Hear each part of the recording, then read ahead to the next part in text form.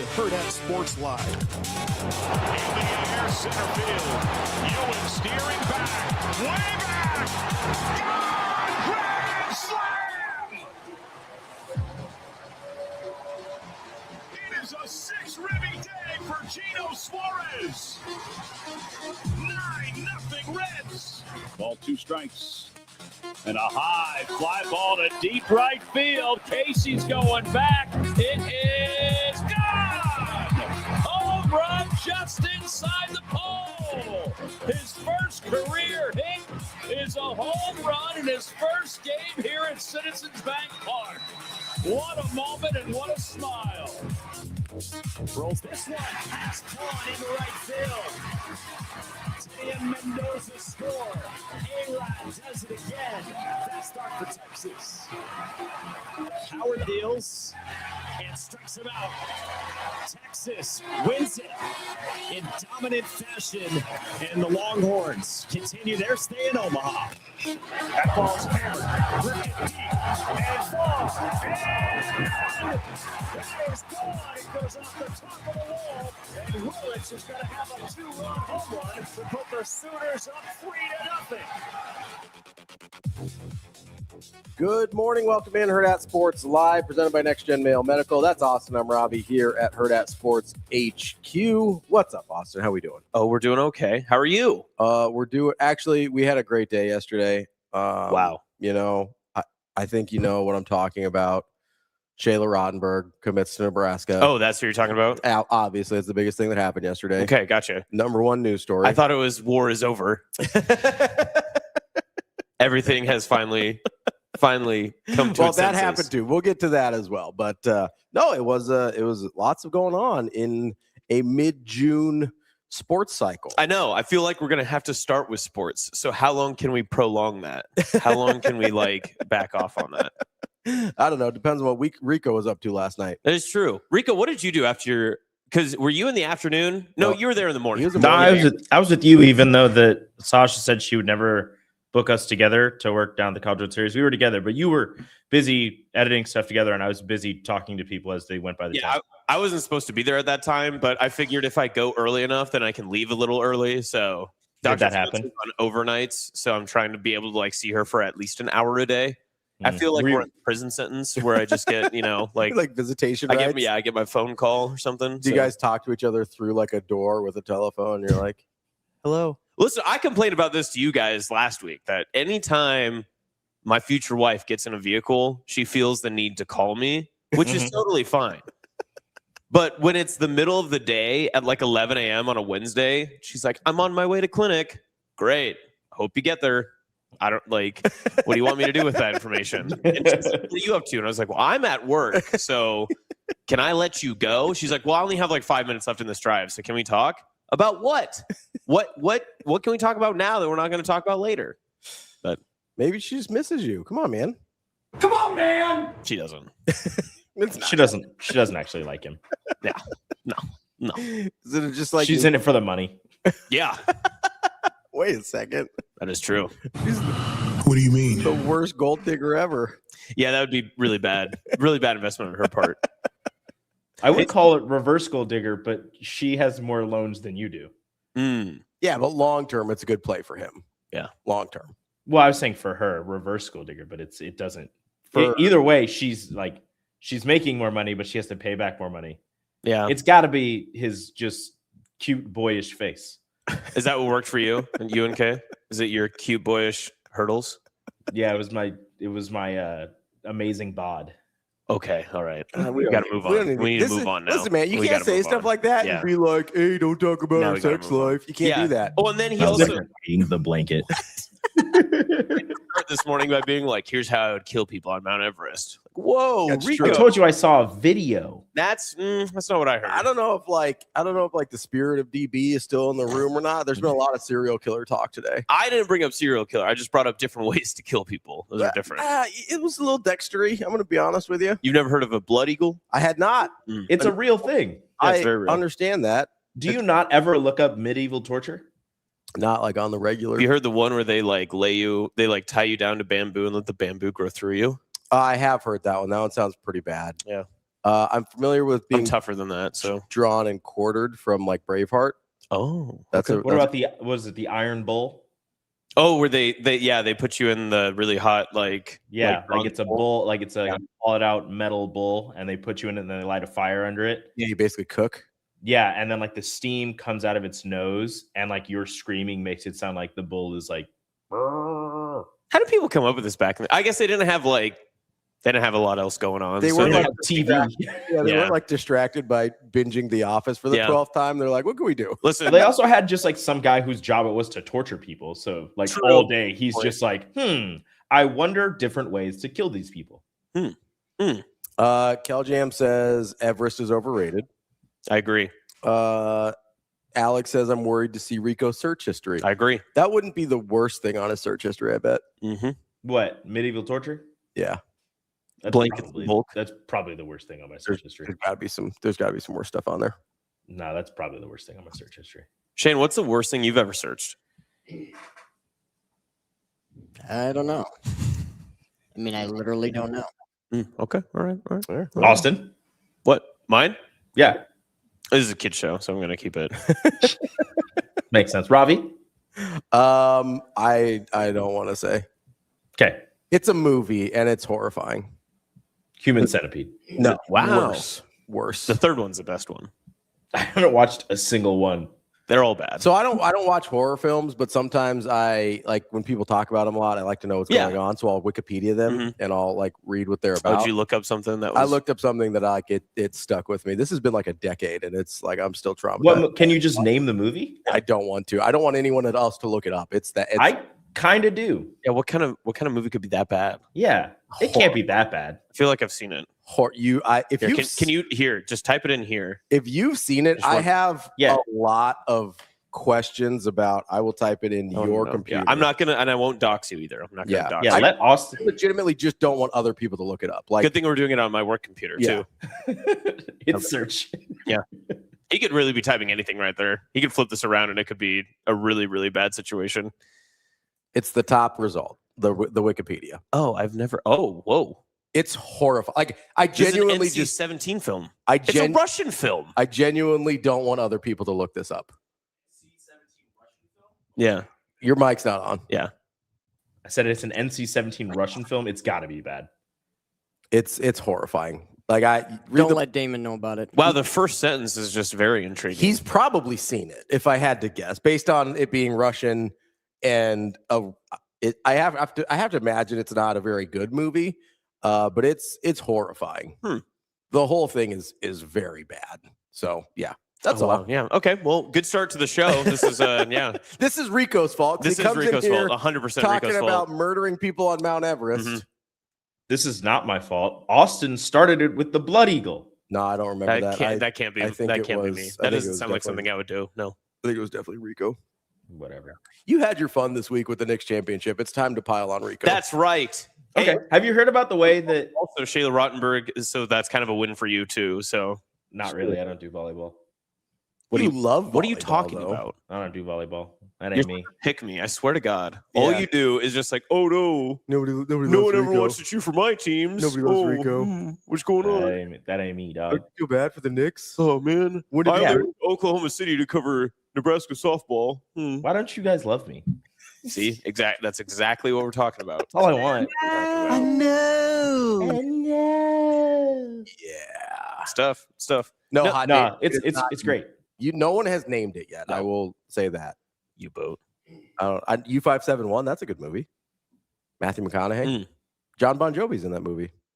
Have you? That's a good movie. I'm on a mission to find the Matthew McConaughey movie where he falls in love with like a woman. With a little person. Yes, and then goes home, and then What's that movie called? it's something I have it in my watch list. Hold It's on. called like.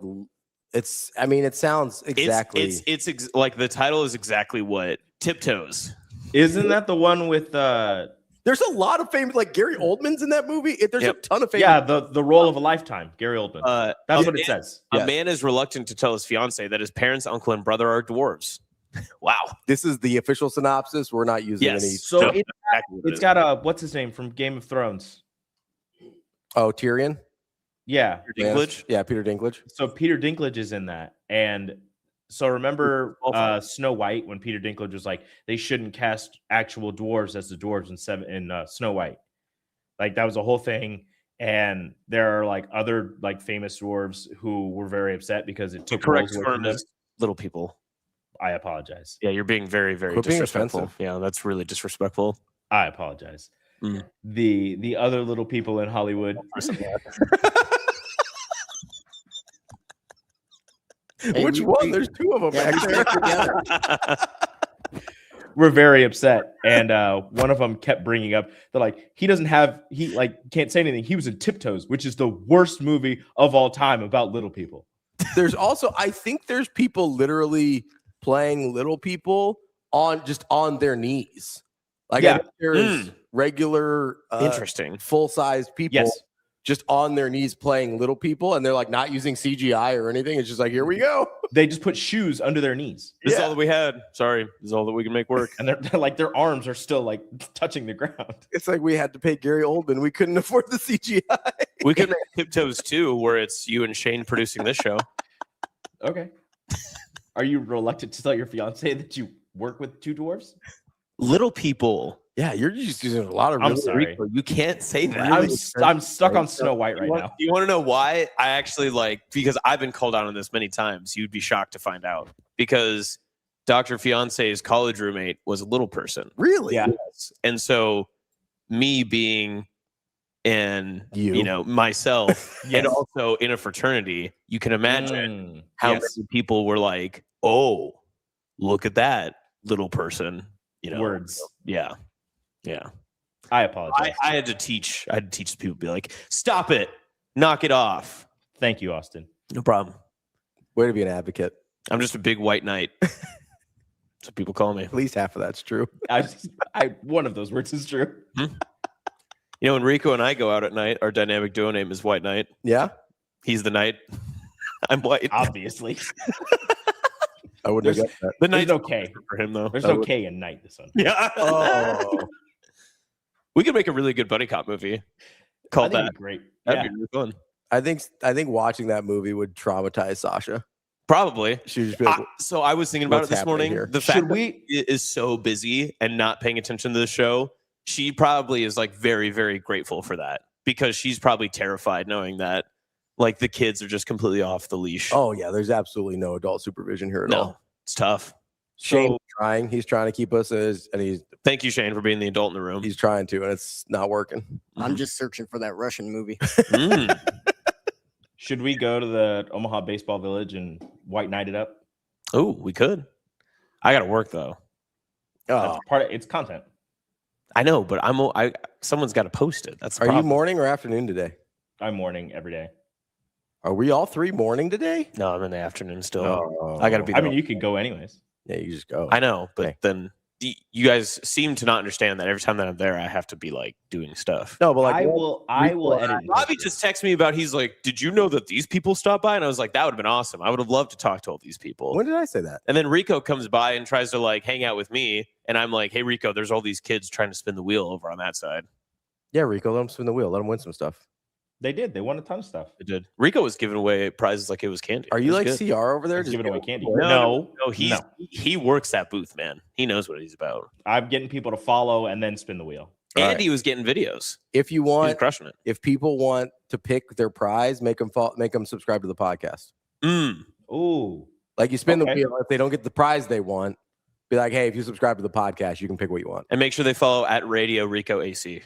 I should just start making people follow me on Twitter. That'd be really funny. That's a good bit. It's a really good Alex bit. says Rico giving away candy to kids in a booth. Mm, Better than a van. that is true. Better than a van. Well, it doesn't help that he has his parked out like next That's to it. true. So Yeah, you got It's not next to it. It's like 5 blocks away because it's the only way I can get yeah, parking. you should stop directing the kids to go there after. That's really, really yeah, hey, good. there's more candy in that Explorer over there. It's not an Explorer, first off. Actually, hold on. No, it is actually. I'm almost positive it's an Explorer. Look at this guy. I see it every day. First off. Secondly, I am not directing anybody to go to my car. I don't want anybody in my car. I don't want to take anybody with me. I just want to go home. You got enough kids. I just already. want to go home. Yeah, I got enough kids. All those kids need my candy. Terrible. They did eat all the candy. I was very upset. Your own children are just Hot danger. Too spins if they unfollow other sports shows. Ooh, that's if they unsubscribe from other sports shows, they get to pick two things that that's they a want. good bit. You get sunglasses and one of the towels. Yeah, but the thing is like these are like West Virginia folk. Like they're gonna be like, oh no, I'm gonna unfollow 95.7. You get the a- Mountaineer. You get a lot of locals. Yeah. Yeah, there's a decent amount of people who I'm like, hey, you follow. They're like, oh, we already follow you. And I'm like, all right, cool. You can spin the wheel. Yeah. I do like the people who come up to us and they're like, are you guys Hurrdat? And I look around our booth that's covered with our logo and name. And I'm like, And everybody's wearing a big, giant orange Hurrdat. The amount of literally four flags outside of the thing. and then they follow up with, so what do you guys do? Yeah. All right, well, the amount of people that just walk into the table and are just like, oh, so are you guys just giving this away? And I go, no. No. You have to. that come from? I like the people that are just trying to like buy a water from us. Yeah, that was great. Like, They're like, do you have sunscreen? I go, yeah. They're like, well, can I have some? I'm like, you can spin the wheel and maybe win some sunscreen. Dang. Shane, can I ask you just a random? Rico, basically an insurance company over here, just gatekeeping cancer prevention. Way to go, bud. See, but the funny thing is, I had somebody like, oh, can I get a koozie? I'm like, spin the wheel. And she walks up. This happened 4 times. They walk up, they grab the wheel, and they spin it to the spot. And I go, that counts as a spin. Bang. That rocks. Funky says Rico's just embarrassed by the amount of Baja Blast cans accumulating in his vehicle. That's fair. Baja Blast. Shane, do you have a drop that you've been itching to play forever that has never had any context for you two? I just want to hear what this could possibly be. Yeah, is there one you're like sitting on? So to answer the question, I'm going to have to say both yes and no. Okay. He loves his family that guy kind of answered the question and didn't answer. that is true. He loves his It's actually family the guy. perfect Shane drop. Yeah, he loves his Family Guy drops. Do you like that? By the way, Shane. That is the perfect. Is that the only Cleveland drop you have? Wow, it seems racist. No, he's got another. He's got oh no. That is actually not Cleveland. Yeah, not Cleveland. Oh no, it's Cleveland. That's Bruce. Oh, no. I know. So is it the only Cleveland drop you have? So to answer the question, I'm going to have to say both yes and no. Shane, how many Family Guy characters can you name? I can name most of them, Okay. like Peter, Stewie, Meg. I mean, you want me to keep going? Yeah. we're at Quagmire, 3. Quagmire, it's 4. Okay. The mayor. What's his name? Well, it was Batman. Mayor West. Mayor West. Don't help Because him it was out, Adam Man, West. that doesn't count. It's only 4. Yeah. Put that up. Put that Right. Yeah. What about the one we literally You're just missing named half for of you? the Family Guy family. Like the dog and Stewie and What's the dog's name? Brian. Okay, so Stewie. Oh, he I already could, said I could Stewie. just He already sit said here and Oh, did he? Okay, so Chris, Meg. Chris. You We said already Meg already said Meg. We're at 6. What about the guy we literally just named for you? Bruce. Nope. No. Bruce does count, but that's not who we said. Stewie. Nope. No, we've already said That's the Stewie. 4th time you said Stewie. Quagmire. We've already said Quagmire. Peter. Has he said Peter? Yes, he yet? did Okay. say Peter. Peter was the first one. Who was the person in the drop, Shane? Wow. Is that most of them? But that was actually from the Cleveland show. Okay. Names the black guy last. That's a tough look for like a horror movie. Cleveland, Joe, the greased up deaf guy. How can you forget the greased up deaf guy? Joe, Bonnie. Who's the old pervert? There you go. There you go. Herbert. Herbert the pervert. Surprised we didn't get him before Cleveland. I got some popsicles for you in my basement. That's how he's giving. That's him exactly at what the- he sounds like at OBV. Yeah, Elmont Baseball Village. That's Rico. Come on over. What the and hell spin is the that? wheel. I got Why- some candy on my Explorer. You guys want to come over here and spin this wheel? Get yourself a nice koozie. Good stuff. Wow. I'm glad that we've avoided sports for 19 minutes somehow. You know, you tried. You told us we needed to. We dropped in with the big news of Shayla Rautenberg committing to Nebraska, class of 2028. Yep. And now we've nonsense for 15 minutes. It's pretty good. You know, we do what we can here. Did anything else happen yesterday in sports? I mean, College World Series. College World Series Yeah. happened. That's I didn't true. catch any World Cup yesterday. I caught a little bit. It was there was a fascinating game between Spain and Cape Verde, which Oh, that's right. I Yeah. didn't know was a real country. So I saw that after, like in just like Instagram and all that sort of stuff, but I did not see it live. But it was a big draw, right? It was, yeah. Spain was a huge, heavy favorite. They're one of the favorites to win the tournament. Them and France. It was on in the tent, and we got a group of people to stop in front of the, like, I don't know, 10 people to stop in front of the tent and watch the last 10 minutes of that game. Yeah, it was phenomenal. The story of the goalkeeper for Cape Verde, which I don't exactly know how to pronounce his name. I think it's Vicinha.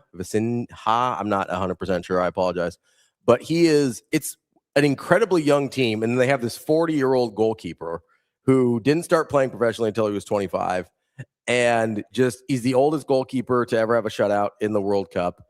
And he went from 45,000 Instagram followers before the game to 2 million by the time the game was over. That's pretty good. That's pretty good. So in 2 hours, he went up by 1.95 million Instagram followers. And this dude just shut out Spain. It was an incredible event,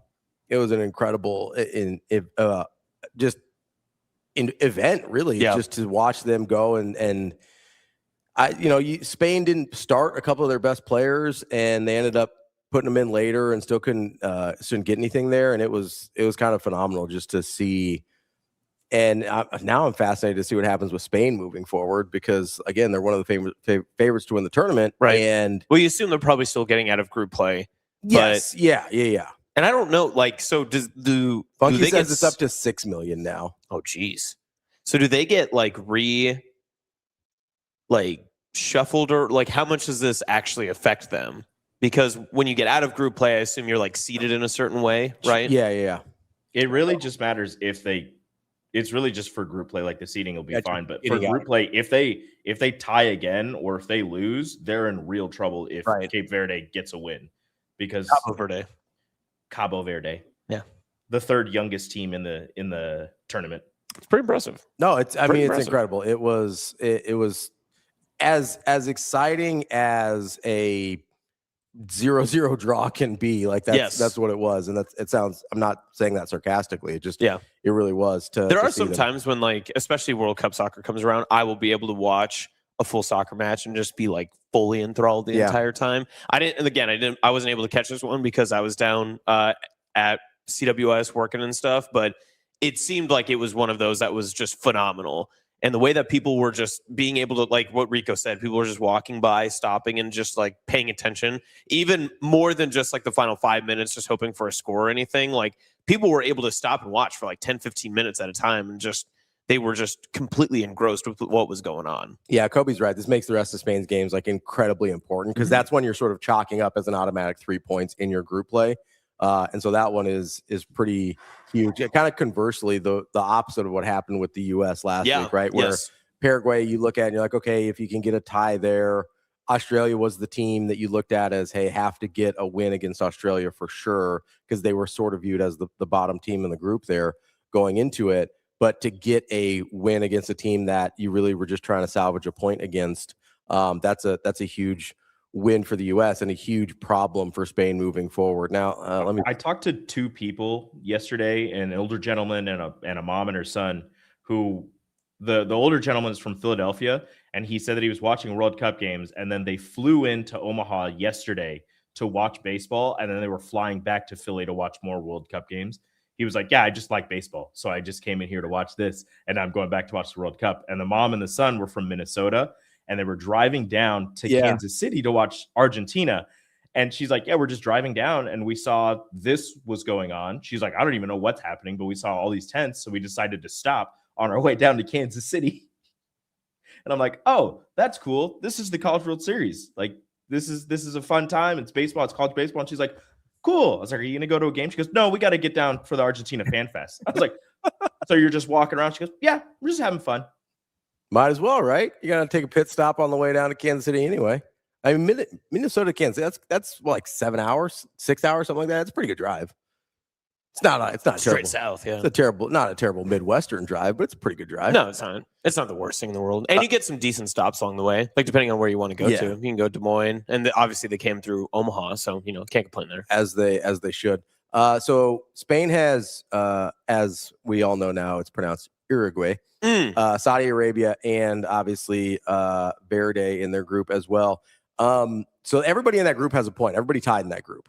So Spain's got to get some W's here, which they're obviously capable of. They're one of the best teams in the world, but yeah, they're gonna have to figure their stuff out pretty quick here to get that thing rolling. Let's take a quick break here because I do want to get to the Brendan Sorsby stuff and Shayla at some point, and all the yeah, other good we'll stuff. get to Shayla Rautenberg a little bit more as well, and we'll get to plenty of College World Series, lots of stuff to get to today. Good stuff. Coming up on the show, we've got Zach Barnett from Football Scoop, which is, we didn't know this was going to happen last night when we got Zach Barnett. We were kind of going to talk about some of the other legal proceedings and stuff around Sorsby.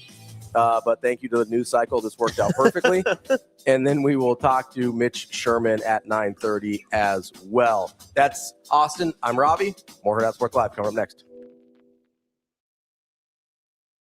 It's time to slide into savings at Edwards Chevrolet. Lease the 2026 Chevy Trax LT for just $349 a month. $0 down with your first payment due at signing. 2 great Chevys, 1 big June event. Slide into a 2026 Chevy Equinox LT for just $399 a month. $0 down with your first payment due at signing. Get to Edwards Chevrolet today. Together, let's drive.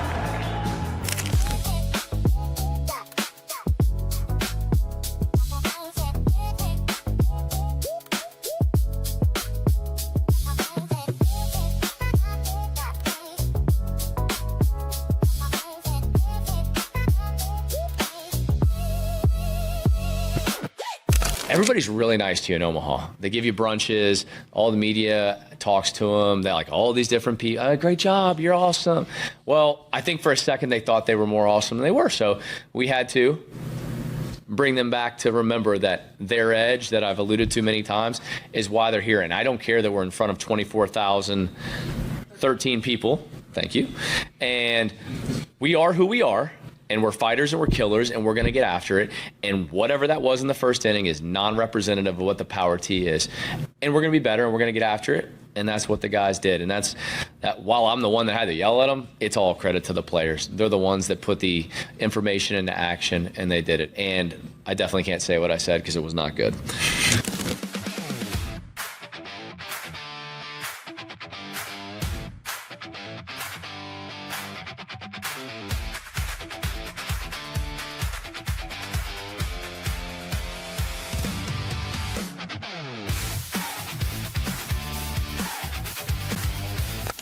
Jacobsen, congratulations on Dancing with the Stars. Want to start there for you. What was your reaction getting that phone call? That was crazy. Seeing Dina Katz's name on the phone was something I'll never forget. I've seen her name a couple times on the phone, but just for meetings, and then seeing that final one in February, I was like, this has got to be the one, right? Unless she's telling me that I'm not on it, which I don't think she would want to break that news, so it was crazy. The preparation is honestly just resting as much as I can, because we're not like filming until September, and so we're not learning how to dance really until August. So I'm trying to just like take my rest when I can get it. Obviously I have a busy life. I'm traveling every single week, every weekend, for bananas and for not banana stuff. So trying to find my days to just like relax and get ready for the craziest 3 months of my life.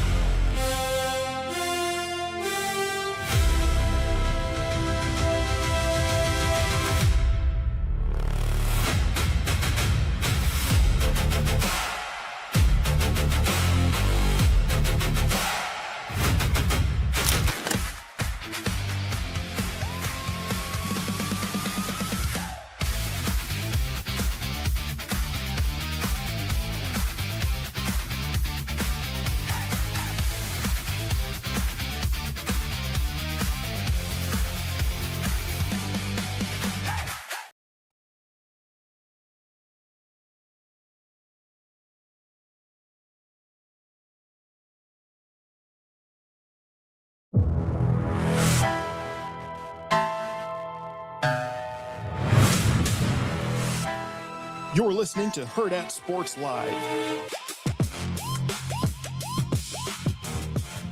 Welcome back, Hurrdat Sports Live, presented by Next Gen Male Medical. That's awesome. I'm Ravi here at Hurrdat Sports HQ. Hot Danger, you have not named the film yet. I'm just going to tell you that. He's going to spend the rest of the show doing that. Probably. Shout out to everybody trying to find out the film, though. I would not recommend it. I don't feel good about... I don't think you can even find... I looked it up. You cannot find it. Like on it is... I don't even know how you found it. I hope it's not streamable. I had a friend tell me about it because they were equally as traumatized as I ended up being, and they felt like they had to tell somebody. So thanks for that. No, it is. I don't think it's streamable. I hope it's not streamable anywhere, but it is. Yeah, it's a horrifying. It's the worst thing I've ever read or possibly heard of. It can't be as bad as that Send Help movie that I was telling you about. God. Are you kidding me? Way Hold on. worse. Whoa. Way worse. That is a nasty movie. Send Help? Yes. Is a nasty movie too. Do you mean like the latest? Like, is there a different movie from like way back that I don't know about? Are you talking about a movie that came out earlier this year? Yeah. You think that movie is nasty? Yeah. How is it nasty? Is that your bar? Do you want me to tell you the part that's nasty? Oh, no, I've watched it. How is it nasty? Yeah, which part? Spoiler alert for everybody. If you haven't seen Send Help and you want to, 5, 4, 3, 2, 1. Oh, maybe where the lady's puking in the guy's mouth several times. I suppose that's probably kind of funny to you. The lady's puking in the guy's mouth. Yep. And Send Help? Yeah. When was this? It was when she was poisoned, and then the guy went out into the ocean and then came back. And when they were yeah. Okay, so this is just, we're not talking like gruesome horror, like cutting up, chopping bodies. That's just icky to you. Yeah. Okay. All right. We have different levels of. Yeah, I mean, like that was pretty gross, but it was also like pretty funny. Yeah. And also, Rico sees that at his house all the time. So yeah, he's got children. People are puking all over the place. Yeah. Ellie puked in the car for was it regional softball? Rachel was taken aback. She just puked all over the car. So I got back and we were cleaning up everything. It was gross. But that's not. You should terrible. Photo to Shane next time. Yeah, that's not. And say I will block your ass. Just to Kembe up in here. Nope. No.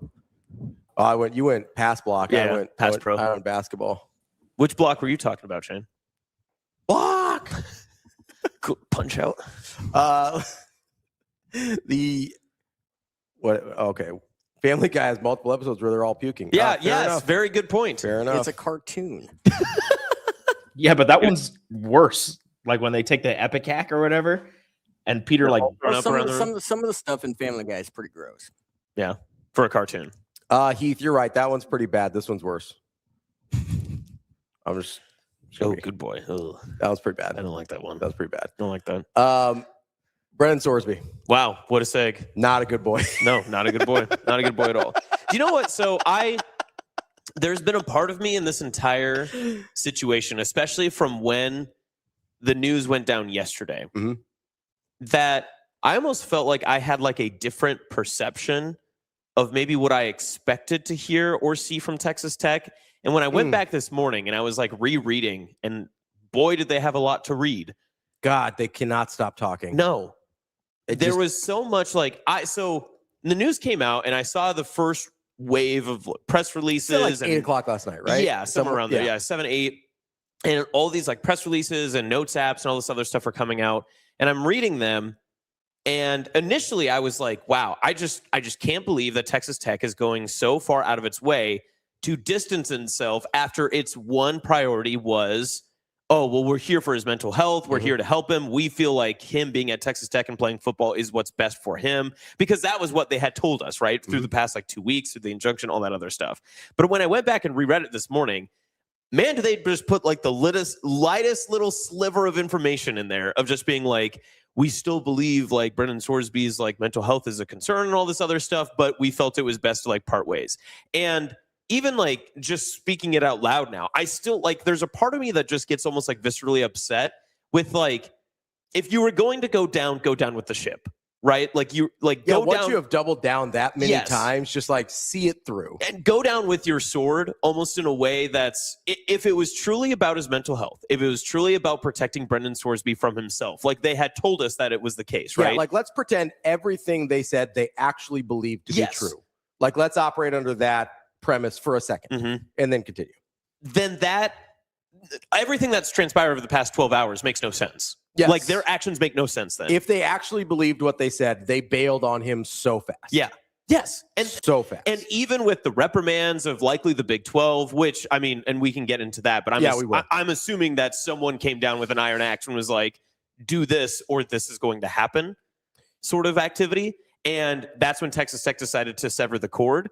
But everything that's come out since then with Texas Tech and the way that they have written out, the way that they have talked about it and everything else, I have no remorse for like where they stand as like an organization, as a leadership or anything, just because of the sense of they didn't even like stick to their guns, for lack of a better phrase, right? Yeah. They've literally moved on from the topic in which they were trying to defend and protect themselves from, and being like, well, it's about Brendan Sorsby. It's about making sure that he's in the right space. It's about what we can do to help him get through this.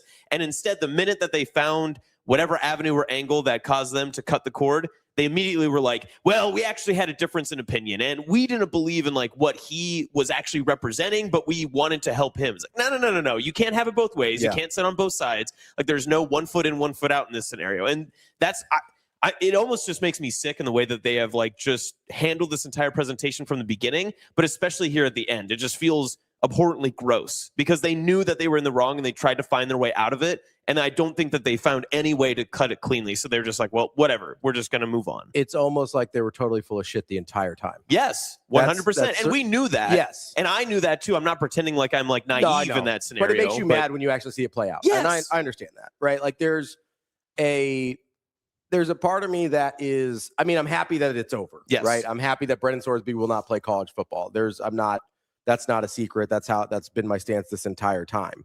I think it would have been detrimental to the existence of college football, unlike the NIL and transfer portal stuff. And I'll be honest, I don't understand like a lot of the statements from either Cody Campbell or especially Cody Campbell yesterday, who, for the love of God, stop talking, stop writing notes, just stop it. And stop speaking on term. And I understand he's got some position with like an advisory board or board of regents or whatever, but stop putting their stamp on all of your personal anecdotes.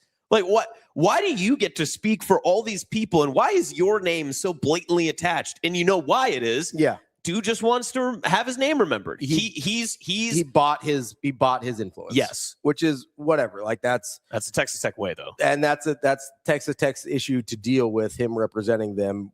But my issue with Cody Campbell is he keeps bringing up like NIL and transfer portal and stuff like that. Like in his letter last night where he's talking about, I mean, he didn't even mention the fact that Brendan Sorsby wasn't going to be playing for Texas Tech until the final paragraph of a 3-page letter. And which, by the way, if you're going to have a 3-page letter on social media, could we blow up the font a little bit, man? Thank you. Yes. For the love of God, that thing was tiny. Anyway, side note, just learn how to do anything that is not stupid. But he's just ranting on about all this stuff and blah, blah, blah, blah, blah. And he tosses in NIL and transfer portal. And here's the thing, man. NIL and transfer portal have not a damn thing to do with the Brendan Sorsby situation, except for the fact that you're mad that you paid him. You're mad that you paid him, and you're mad that this is the guy that you got. Yeah. Because you could have picked, there's a whole host of other... Darryn Mensah, or like, pick a guy, right? DJ Lagway. You could have went after a bunch of different dudes in the portal. You could have even went under the Sam table. Levitt, Josh Hoover. The other crazy part is Texas Tech could have done the hush-hush bad thing to do and been like calling people, and coaches could have like complained about. The best part about that? That's what they did to Brendan Sorsby. Exactly. The fact that Sorsby was going to Texas Tech was an open secret for the last like month of the season. I had somebody tell me that in like October. So they did it wrong twice, but the thing that they're most like everybody got super mad at them because of the thing that we felt denigrated the entire society of college football the most was Sorsby's activity. Yes. But then Texas Tech did an illegal activity to get him, and they're like, oh, man, Sorsby, you got to move on. We can't have that sort of stuff in our hen house. What are the odds that Texas Tech tries to go holier than thou? Like, he's not here anymore. Are you guys going to play us now? I mean, everybody's gonna play him now. The anyway. damage is Just done. like, there's no the damage is But done. like the two things that make me the most upset about it are the weird trying to blame like the state of college football for the Brendan Sorsby situation. It's like, no, he illegally bet for years, committed state crimes, federal crimes, broke NCAA rules and conference rules. He did everything possible to get himself in a position where he was no longer allowed to play college football. And then we're going to blame this on NIL and the transfer portal? That has nothing to do with it. Like, he could have been at Indiana the whole time and continued to do this. I have no, like, obviously he did this as soon as he got into college. Probably before, if we're being honest. If he was illegally betting by the time as an underage bettor at 18, what's to make us believe he wasn't legally betting as an underage bettor at 16? But whatever, that's not my problem. My question is, like, what on earth does NIL and transfer portal have to do? Because I'm sure he wasn't making crazy NIL money as a scout team quarterback at Indiana. Probably not. So this has nothing to do with the fact that it's like, oh, all of a sudden he has money. Now he's gambling. It's like, no, he was broke at Indiana, was gambling. He made some money at Cincinnati, was gambling. Made a boatload of money at Texas Tech, was gambling. Like, if you want me to actually believe he has a gambling problem, availability of funds is not the issue. Do you give them being Texas Tech any credit for keeping their end of the NIL deal and saying that they will pay out Sorsby? No, I'm guessing they did that because they wrote a terrible contract they couldn't get out of. 100%. That's the, like, there is It no was grandstanding. That's the reason that came out. There is 100%. That's the reason, because they were like, well, if we're going to be painted the villain, at least let's have a good brushstroke every once in a while. I think it's 100%. If it's not a contractual thing they couldn't get out of, I would guarantee it was a move to say, hey, other people will still want to come here because we paid out a guy that didn't even play for us. That's the only other explanation for me. But the like grandstanding about NIL and transfer portal pissed me off because the whole thing had nothing to do with that. The second thing that really pissed me off was I felt like there was this thing with Texas Tech, and this bothers me way outside of college football, right? This is just a general societal thing that bothers me. But Texas Tech was really showing its colors on this over the last couple of weeks. Hey, why don't we want this guy to have a second chance? Why don't we extend this guy some grace? All of this stuff that if it was happening to Baylor or SMU or TCU, you wouldn't feel that way, which means you don't actually feel that way. You just want the thing that you want, right? That's not a moral high ground. That is circumstantially, you want everything to benefit you. That's not taking a stand on something. That's wanting special treatment, right? If this had happened to any other school in the country, Texas Tech would not be pounding the table and being like, listen, the mental health of these young men is important. We need to make sure they get treatment. And the best thing for them is to be allowed to continue to play college football. If this is happening anywhere else in the country, Texas Tech is like, hey, get them out of here. Yep. Get out. You know, this is terrible for college football. So the fact that all of these people, not just the fans, which obviously you see on social media a ton, but the administration, the coaches, the AD, the regents, the boosters, everybody involved with Texas Tech is like, guys, what about second chances? He made some mistakes. 9,000 of them, by the way, literal number, 9,000 mistakes. So maybe if you do something 9,000 times, it's not a bug. It's a feature of the program, but that's a different conversation. Like, if you are sitting there and you go, oh man, we need second chances and stuff like that, that's not actually how you feel unless you would feel that way about somebody else that wasn't benefiting you directly. You just wanted special treatment. You didn't get it.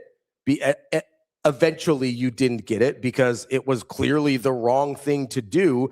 And now you're throwing a fit about it. That's one of the things that bothers me the most, especially if you can't just admit it, right? Like, I can't be mad at Millard South for getting transfers because I want transfers to go to Millard North, right? I'm mad that Millard South is better at it than most schools have been about getting the players, but I'm not mad about how it happens. Like, if they get into their enrollment on time, like, I don't care. I just want Millard North to get good players too, right? Like, I want the teams that I like to get the good players. I don't care about what people say about the system or anything like that. If Miller South gets good players, I want good players. That's how you know it's how I really feel. I don't want special treatment. I don't want there to be special rules for Miller North to get good players. I just want Miller North to play by the rules everybody else is playing by, right? That's not what Texas Tech is doing. Texas Tech is saying, hey, this is our guy. Let's double down here. Where were they with Hunter Deckers at Iowa State, man? I didn't hear a lot about what's best for Hunter Deckers. They were like, oh, yeah, go play at JUCO. Didn't hear anything about that. Yeah, can you imagine doing this for someone that you've known for 5 months at most? He wasn't even in your building that long. Yeah. I mean, obviously they had the communication, like you had said, since October. But nonetheless, like, this is a guy that you're going to bat for the entirety of not only your program, but your school and your athletic department. You had your president in these 20-minute videos. This one person, first and last name, has put a black mark on your entire campus, university, and truthfully even town. I mean, Lubbock, Texas cannot go very far now without being like, hey, that's the Texas Tech gambling guy, right? Is that the Sorsby guy? Yeah. And so now you have married yourself into a name, regardless of how this is all transpired and how this is now not even officially ended, because it hasn't ended, right? This is going to continue on because they don't have a quarterback now. Yeah. I'm sure that they have some backup, but they're paying $2 million. Yes, but every single time that they line up on a Saturday night, and that television broadcast comes on, they will pan to the crowd, and there will always be fans in the stands that have some sort of Sorsby, some gambling. There'll be signs. There'll be people with doing money hands. They will never get away from it. No. Never. That was the actual, was the craziest thing about this. They thought they could just double down and make it go away, and people would be like, oh, it's cool. And ironically enough, the injunction probably hurt them more than it helped them. Yes. Right? Because it rallied college football. I guess we said this last week. It is one of the only things I've ever unanimously seen college football just be like, nope, that sucks. We're not doing that. Like across the board. Maybe I missed one. I didn't see a single person outside of Texas Tech come out in support of the Brendan Sorsby situation and how Texas Tech was handled. I mean, not even, and this is maybe revisionist history and someone that didn't live through it or anything, but like watching the Pony Excess in the 30 for 30 and everything, like the way that some of the other people had talked about, the death penalty was a bit extreme. They were like, killing a college football program for 2 years is a bit too far and a bit too much. That's why it's never happened again. But people were so upset with SMU that they even disagreed with how harsh and stiff the punishment was, even though they didn't agree with what everything SMU was doing illegally through the eyes of the NCAA. Part of that was also because they were all doing the same thing. Right. Especially in the Southwest Conference. Like that was very prevalent. Yeah. So to your point there, I was thinking about this last night, and I had seen it on one of the comments that came down on the Texas Tech statement that had come out from the official, I think it was the football program that had posted like one of their many different, letters to the open public or an open forum or whatever it was. At least it wasn't a 22-minute video this time. But I was thinking about this last night because one of the comments had said, okay, well, and it was kind of to what you have said, where it was along the lines of, if this was your college football program, how would you respond? And I hate to be this naive and sound almost this, well, it could never be me because it's not us. I'll put this into Nebraska perspective. One of the reasons why Matt Rule is like a head coach at Nebraska, and the reason why Trev Alberts would have hired him, the reason why Troy Dannon probably would have hired him too and has, kept along with him and all that other stuff, is because he wouldn't do something like this, right? This wouldn't be an issue that would come up. Now, again, I could be completely naive, and maybe it is maybe some sort of nefarious scenario is happening at Nebraska or whatever, but there are different layers of college football and different people that you can go along with that until they break your trust, you just trust innately. And you just go, this would never happen at my university. This would never happen with my football program. But now that it's happened once at Texas Tech, they're always going to be labeled as this. No matter what the coach is, no matter who the boosters are, no matter who the AD is, they will always have this label forever. So once you break that trust once, you can never get it back. And that's how it works. I mean, how many other programs in college football history do we go through and we apply one certain tag to them because of X, Y, or Z? I mean, there are people from your generation and before that apply the University of Miami to so many different activities and things and different labels and all this other, whatever you want to call them in grandstanding or names or, whatever kind of hearsay you want to say about them. They apply that to the team now for things that they did 30 years ago. How do you think that's going to apply for Texas Tech, not only now, but in the day and age in which it's impossible to remove a label from yourself that's been appointed by the general public? Yeah, I think of some of the ones right off the top of my head, like every time that I mention that I like Florida State as a secondary school, without fail, Free Shoes University comes up. That's over 30 years ago at this point, and a relatively minor scandal when, like, in the grand scheme of what we're talking about, but it comes up every time. Every time, like, I'll be honest, every time somebody says Penn State, one of the first things that comes to my mind is Sandusky. Yes. Like, no matter how long it's been or how long it's going to be, like, that's a pretty pivotal moment in their history. Same thing with Baylor. Somebody brings Michigan up Baylor. State. Yep. Same. You're right. Yeah. Michigan State. There's like SMU. First thing we think of, but that's SMU. Even though they're so far past it and good now, that's 40 years ago. Like, they've made a college football playoff since then. A lot of people, the first thing they think of is, oh yeah, death penalty. Yep. I mean, for decades now at this point. I mean, USC, one of the largest brands in college football. One of the things Reggie Bush. Exactly. Like, lost his Heisman. Yeah. And we think about these things forever. And now Texas Tech will never be able to. And I mean, 6 months ago, we would have still been talking about tortillas on the field, but now we can't even think about that, right? This will never go away from them for years and years, especially in the day and era in which we have. And I mean, I think that Texas Tech can buy their way out of a lot of this sort of stuff. I don't know that it has like the same repercussions that a lot of the other, scandals and stuff that we've talked about has. But there is a part of it too that, listen, if you're recruiting and you're coaches and stuff, that lingering carrot that you can dangle in front of other recruits and just be like, well, you never know what the NCAA could do. You never know what the Big 12 might say about Texas Tech. Yeah. Do you want to play for college football playoff? Because you never know, like McGuire could get in trouble or any of these other things. Like, those are real things that can happen to your program. And maybe worse, like, because I don't know. I think the thing that would be worse for Texas Tech, if you're talking about like negative peer recruiting, is, you see how fast they cut bait on Sorsby when it wasn't going to go their way? Yep. Yeah, you see the Big 12 filed suit, and then the same day, he was out the door. Hours later, they had that ready. They knew it was almost as if, and I love the timeline of this too, when they were like, well, how about Brendan, you come out and say you're going to the supplemental draft first, and then we'll all agree that we mutually split ways. Sure, that's exactly how. Yeah, Brendan Sorsby, making $5 million at Texas Tech for one season, said, you know what? I've known you guys long enough. I love you guys. Thank you for everything you've done for me. I appreciate it.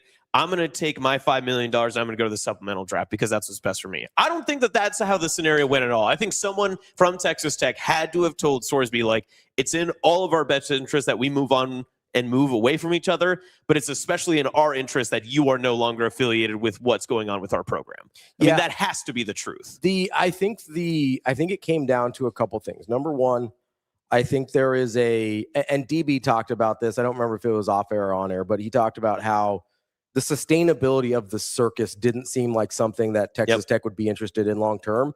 And you saw what it was like the last week.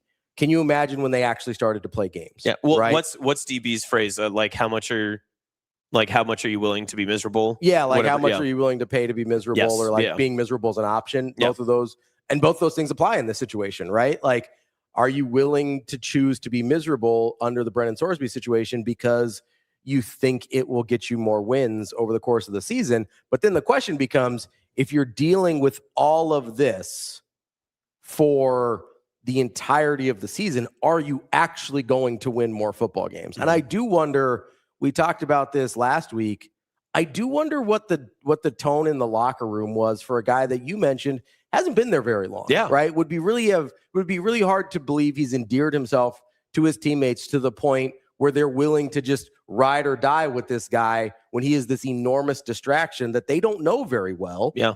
And this is the biggest thing they know about him is, well, you gambled a lot, you bet on your own team and against your own team at Indiana. Like, what do we know about Brendan Sorsby as a person or as a teammate or whatever at this point? And are we willing to like ride into battle and deal with, because it wasn't just going to be a Brendan Sorsby problem. It was going to be a Texas Tech football problem. It was going to be, every bad interception he threw. Some reporter is going to ask like, hey, like, what happened on that one? Like, that seemed kind of weird. There was going to be questions about it all season long, and not just of Brendan Sorsby, not just of the coaching staff, not just of the university, of his teammates. And so I wonder if somebody went through, like, talked to some of the team, whether it's McGuire or somebody else, and be like, hey, like, where are we at with this? Like, kind of take a straw poll of, like, how are you guys doing? Because yeah, sure, Brendan Sorsby can play, but if everybody else is kind of checked out, that doesn't help you at all. Yeah. And I'm not saying they were, but I definitely think that's on the table in terms of them not, the rest of the team not wanting to deal with his BS the entire season. Like that's not good for anybody. Yeah.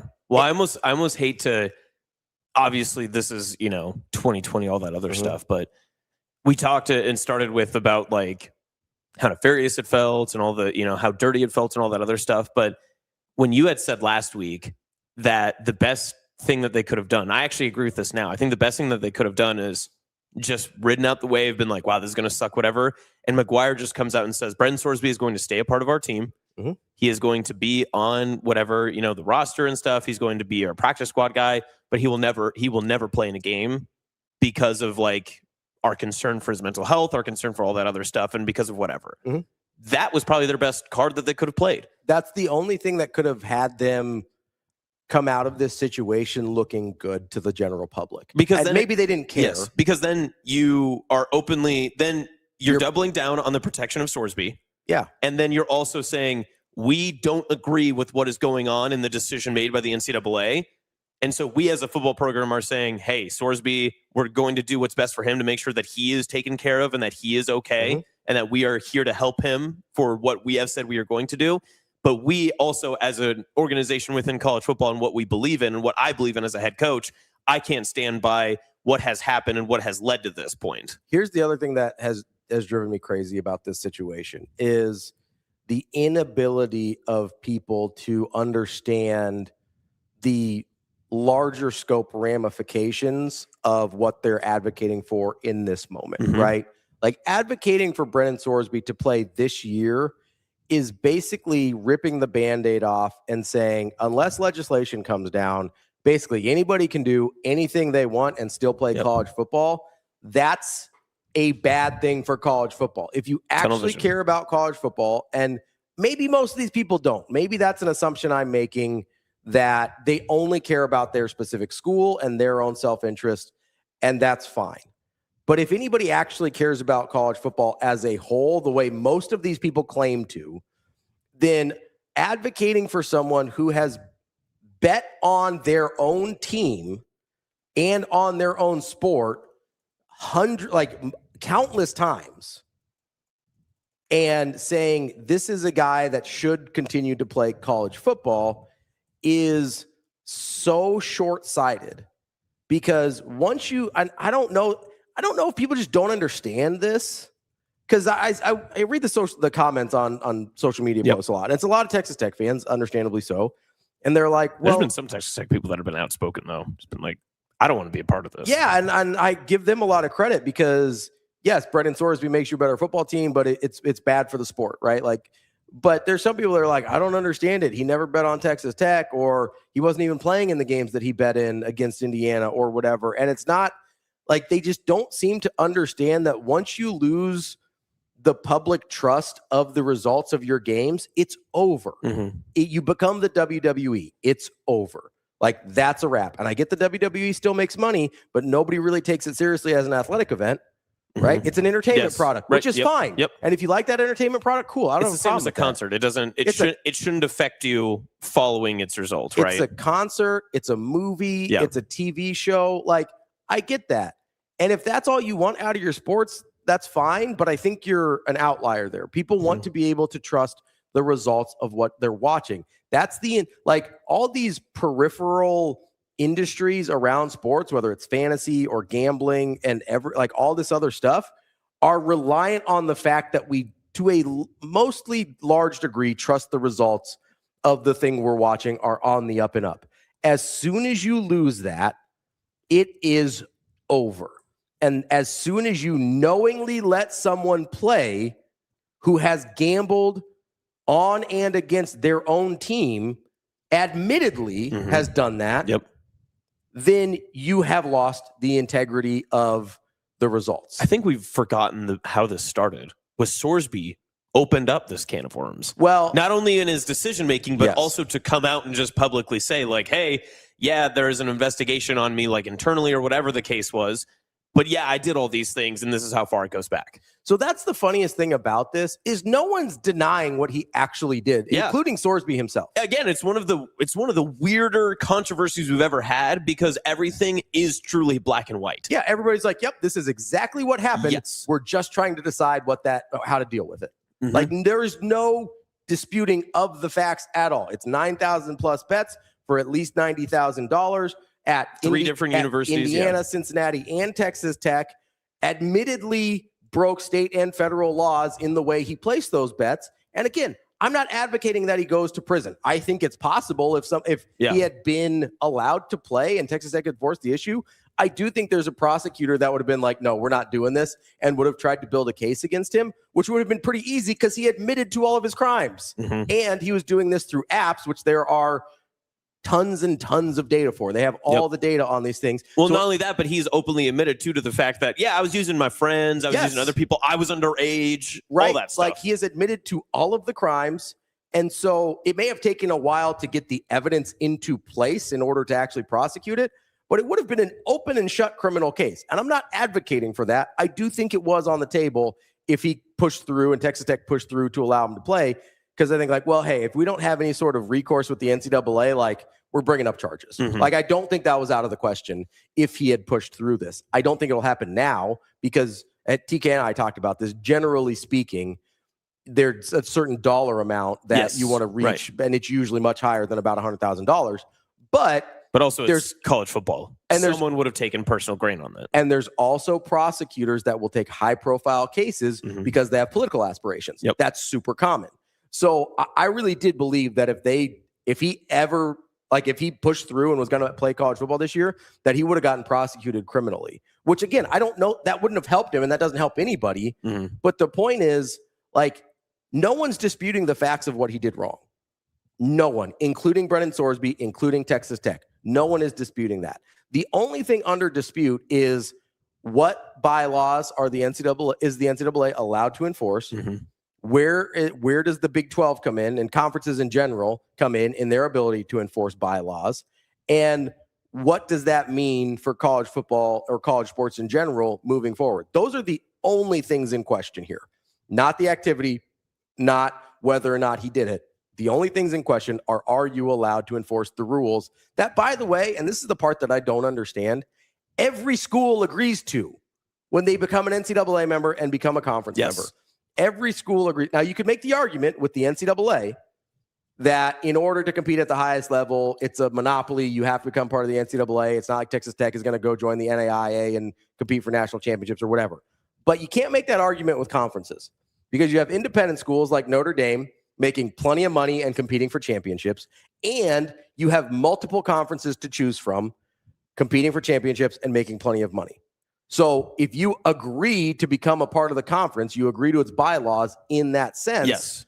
And you have other options within the same opportunities that you want by being a part of that conference. So that's the one where, and I think that's why this happened yesterday, because as soon as the Big 12 says we're filing a suit because you've already told us that you're okay with us not only enforcing our rules, but also penalizing people who do not uphold those rules.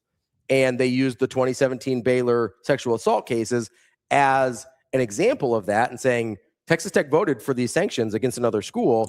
That is them implicitly giving us permission to penalize schools for breaking bylaws. Not to mention the fact that when you join the conference, you explicitly agree to follow our bylaws and allow us to punish people who don't. It's like joining an employer. I can smoke pot all I want, but the employer says that, like, hey man, we're going to drug test you if you test positive for certain stuff. Like, you're not an employee here. And you'd be like, well, it's legal in certain places or use it for a minute. Hey man, you want to work here? There's a different way that this works. It's the same thing I brought up with alcoholism, right? Like it's a recognized disorder or disease, depending on I don't remember the exact terminology medically that's used for it, but it is a recognized issue.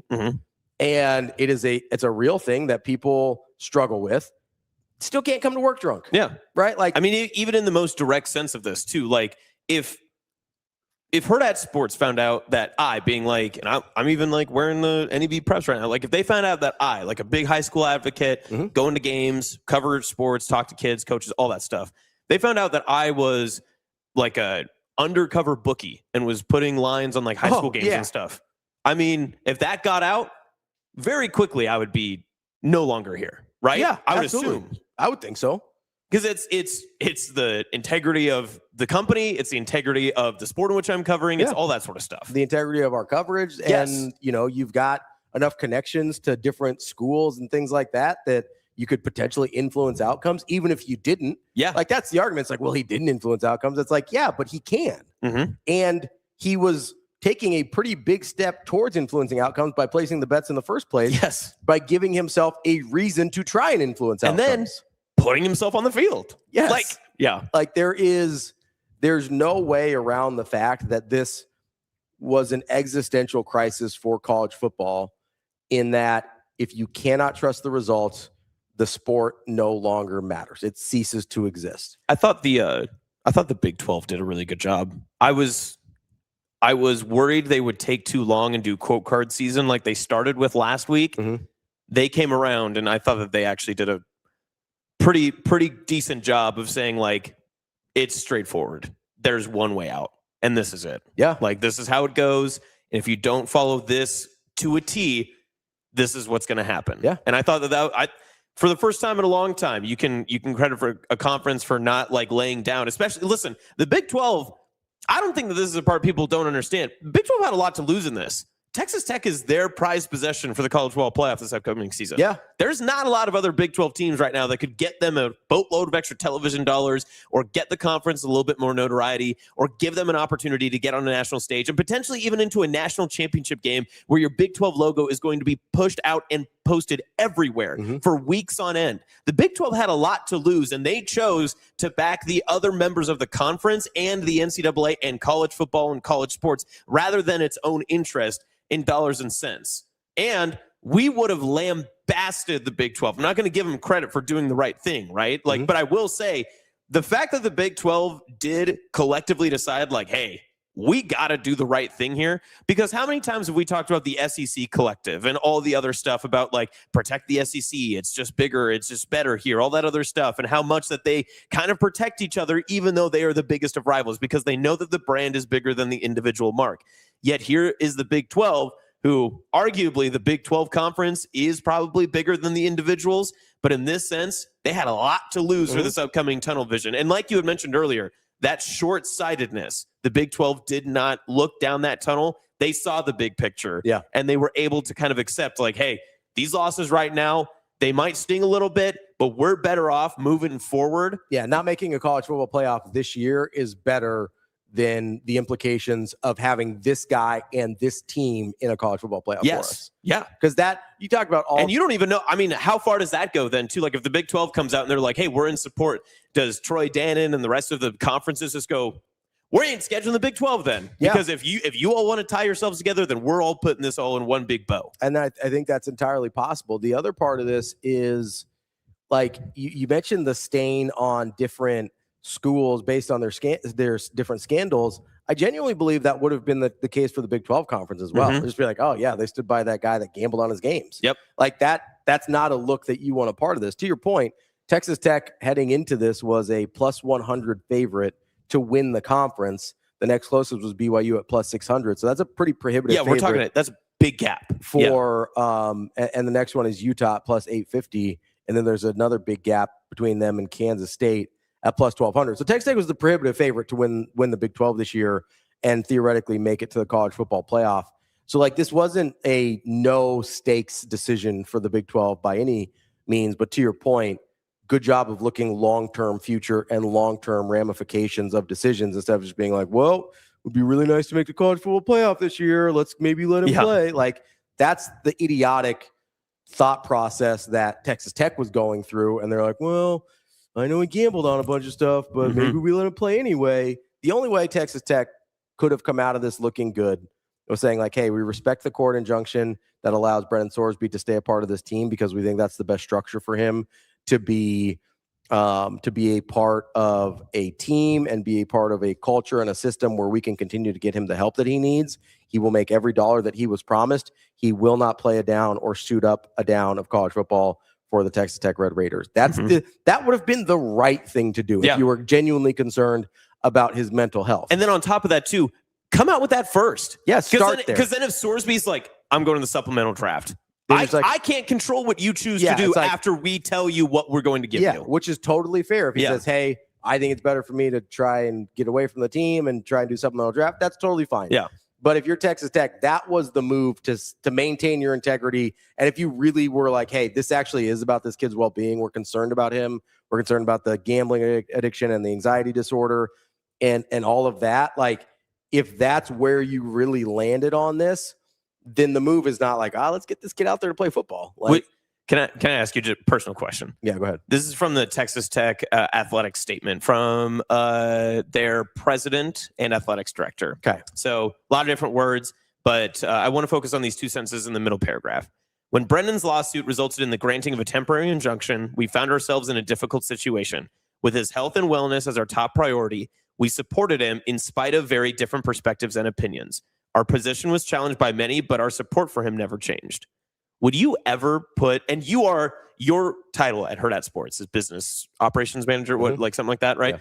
Would you ever put your name, Ravi Lulla, or the company's name saying, hey, we don't agree with what happened, but we still support this person? So the way I took that was very different perspectives from other institutions. That's how I read that. Maybe I'm misreading it here. Yeah. But I read that as, hey, a lot of people out there didn't want us to do this, and this is what we decided to do anyway. Not so much as internal disagreement. Because internally, it seemed like everybody was on the same page, saying bleep the NCAA, bleep the integrity of the sport. That took 21 minutes to tell us. So, it's their word salad was kind of hard to parse through, but that's how I took the different perspectives portion of that. The part that made me mad, another part, I guess, is I'm on 6 now. Parts that made me mad about the Cody Campbell letter is he talked about Brendan Sorsby's been stripped of this opportunity. It's like, no, he wasn't. He actually hasn't been stripped of this opportunity yet, right? The NCAA ruled he was ineligible. The judge said he could play, and we're still waiting on further resolution. So he has not actually been stripped of the opportunity yet because the Big 12 was waiting for I believe it's called a declaratory judgment from a judge that they went to, a federal judge they went to say, hey, you're allowed to enforce your bylaws. Now, I believe that the indication was they were going to get that judgment so that Texas Tech kind of had an idea and they're like, we got to cut bait here. But up until when that letter was written, Sorsby had been stripped of nothing. He was at that point still going to be allowed to play. Now, I do think that was going to change before the college football season. But that's the other thing is he's just making stuff up. Yep. And here's your quote from him. Brendan, while he made many mistakes that he openly admits, he has also been part of a much larger broken and predatory system, and we believe that all people deserve a second chance. It is gut-wrenching that there is no viable path to providing him with redemption at the collegiate level. It's at this point, you had found the viable path. We don't know what any other judge was going to say. Also, redemption at the collegiate level. What is he, Indiana Jones? What does that mean? He's Luke Skywalker trying to make sure that we're trying to bring balance to college football. What? Also, what do you mean? Redemption from personal demons doesn't have to play out in on a college football field. I'm sorry, man. Yeah. You can also have personal victories that are not public in front of 90,000 fans. The idea that the only way for Brendan Sorsby to be healed from his addiction was to play, or to be made whole from his addiction was to play college football at Texas Tech, is the most asinine, disingenuous thing I've heard in a really long time. Yes.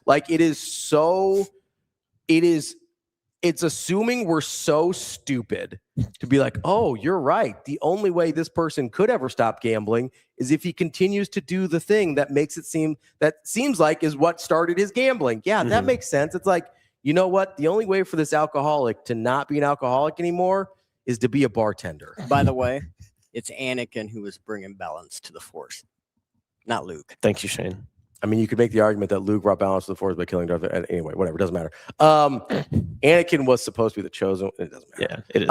Thank you, Shane. Anyway, the funniest thing about this all is just the idea that Texas, and by funniest, I mean maybe the stupidest part about this, is that Texas Tech thinks everyone else is so stupid that we were just going to believe all of their bullshit. It is genuinely funny because there's a part of this that is an assumption on our part, but it does feel somewhat gross in the fact that they kind of thought this would be like any other college football scandal where it's in 2 months, everyone's going to forget about it. Yeah. We might get made fun of a little bit online, but who's going to care? By the time the season rolls around, it'll be fine. Yeah. It's no, this is the one, again, I said this last week, and I know people gave me a hard time about it, but in terms of damaging college football, like betting on the sport is the worst thing you can do in terms of damaging the sport. Yeah. We've seen the sport survive every other crime, every single one, including up to and including murder. Like we've seen it survive everything. The one thing sports cannot survive is being bet on by the participants. That's what breaks them, right? So to be like, well, he didn't murder anybody. It's like, from a integrity of the sport standpoint, this is worse. I understand from a human morality standpoint, it's not. But if you're talking about the preservation and you're talking about it as an entity, yes. not as a person. No, it's not a personal act. It is the entity protecting the entity. To damaging the entity of college football, gambling on it by its participants is the worst thing that can happen. Yes. Full stop. I believe that without a shadow of a doubt. It's not NIL. It's not transfer portal. It's not everything else that we bemoan all the time. It's like, we really got to get this under control. Or Kurt Cignetti saying the sport's not going to exist in 18 months unless we get this figured out. No, the sport's not going to exist if you allow people that have gambled on it to continue playing. Because the reason we watch is because it is truly controlled chaos. On any given Saturday, anybody can win regardless of the situation or scenario. And if you take away that ability, that someone who is playing in the game is actively participating in influencing an outcome because of what they have chosen to bet on or whatever their allegiance lies to, that's where it breaks the entire fabric. Jeremy, I understand. The point with Pete Rose is, most people only believe that he bet as a manager. So that matters to a certain extent, although I understand it's very similar, and I would agree that. But there's a reason he was blackballed from the sport. There is a reason he has been banned for life and basically had no opportunity. Like, people are trying to get him into the Hall of Fame now, but like, he's been banned for life for a reason. There's a reason the NBA went ham on Tim Donaghy. Like, and there's a reason every time, like Jonte Porter or I think it's Damon Jones. Anytime one of these guys has a betting thing for, by the way, way less money than we're talking about here with Brendan Sorsby over the course of this time, although Donaghy's was more. Like, every time that happens, banned for life. Like, we're done here. There is no redemption. There's a reason they come down so hard on these things, because it is an existential crisis, right? If you allow it to happen and knowingly allow it to happen, that's the problem with these examples you guys are giving me. Once you knew it was happening, it was shut down immediately, right? This would be knowing it happened, the person admitting it happened, and then continuing to allow them to play in the sport that it happened in. That's where we're having a whole other conversation than Pete Rose or Tim Donaghy or Jonte Porter or any of these other guys. That's where it becomes a completely different issue. And that's a bridge you just don't want to cross. Yep. Ever. Like, that's the one, that's the line that cannot be crossed. All right, let's take a quick break here. I've got one more thing. Oh, yeah, go ahead. Sorry. Well, let's take a break, and I want to ask you about Sorsby himself. Oh, like as a person? Yeah, and then as a prospect. Oh, yeah, okay. Yeah, we'll do that. That's Austin. I'm Ravi. We'll be right back. More Hurrdat Sports Live coming up next.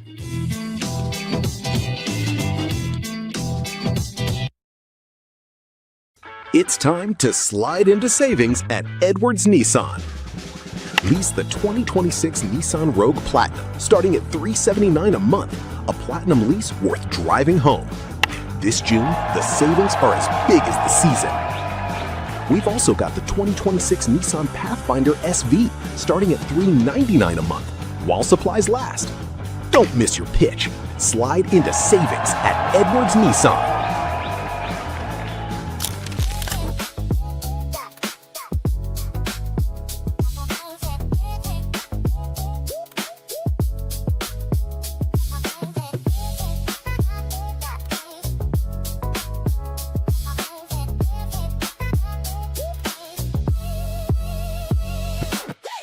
What has this kind of been like, just returning back to Nebraska, and especially just having a camp and making it focused here in Omaha?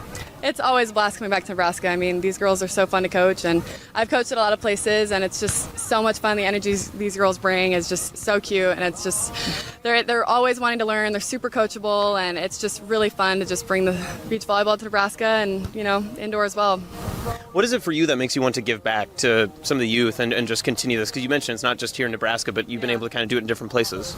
Yeah, I mean, I think I want to continue to impact little girls and just hopefully inspire little girls and boys in volleyball, and just continue to grow those opportunities for women in sports. And it's just been really cool to see the growth of volleyball in general, and hopefully beach volleyball can also follow that.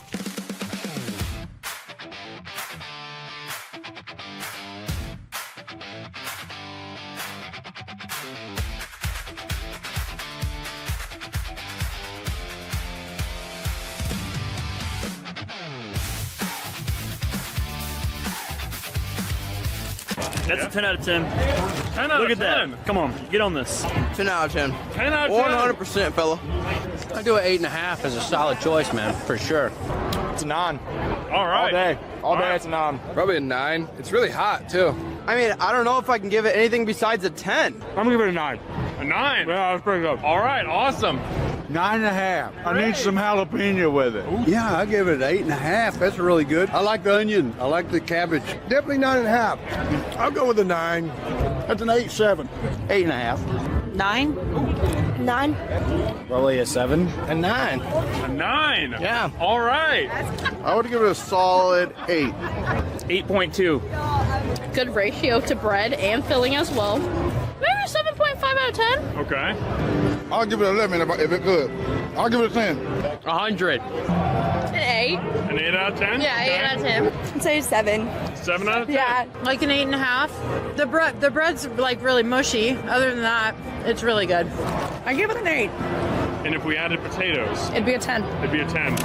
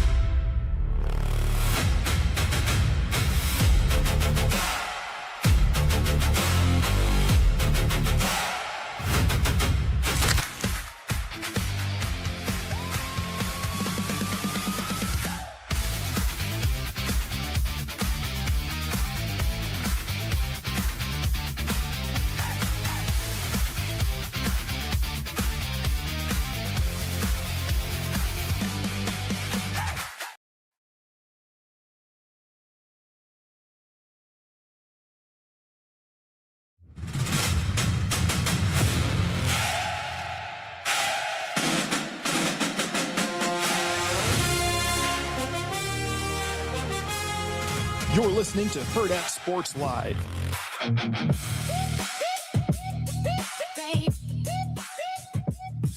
Welcome back, Hurrdat Sports Live, presented by Next Gen Male Medical. That's Austin. I'm Ravi here at Hurrdat Sports HQ, reminding you, give our friends over at Next Gen a call, 402-614-9700.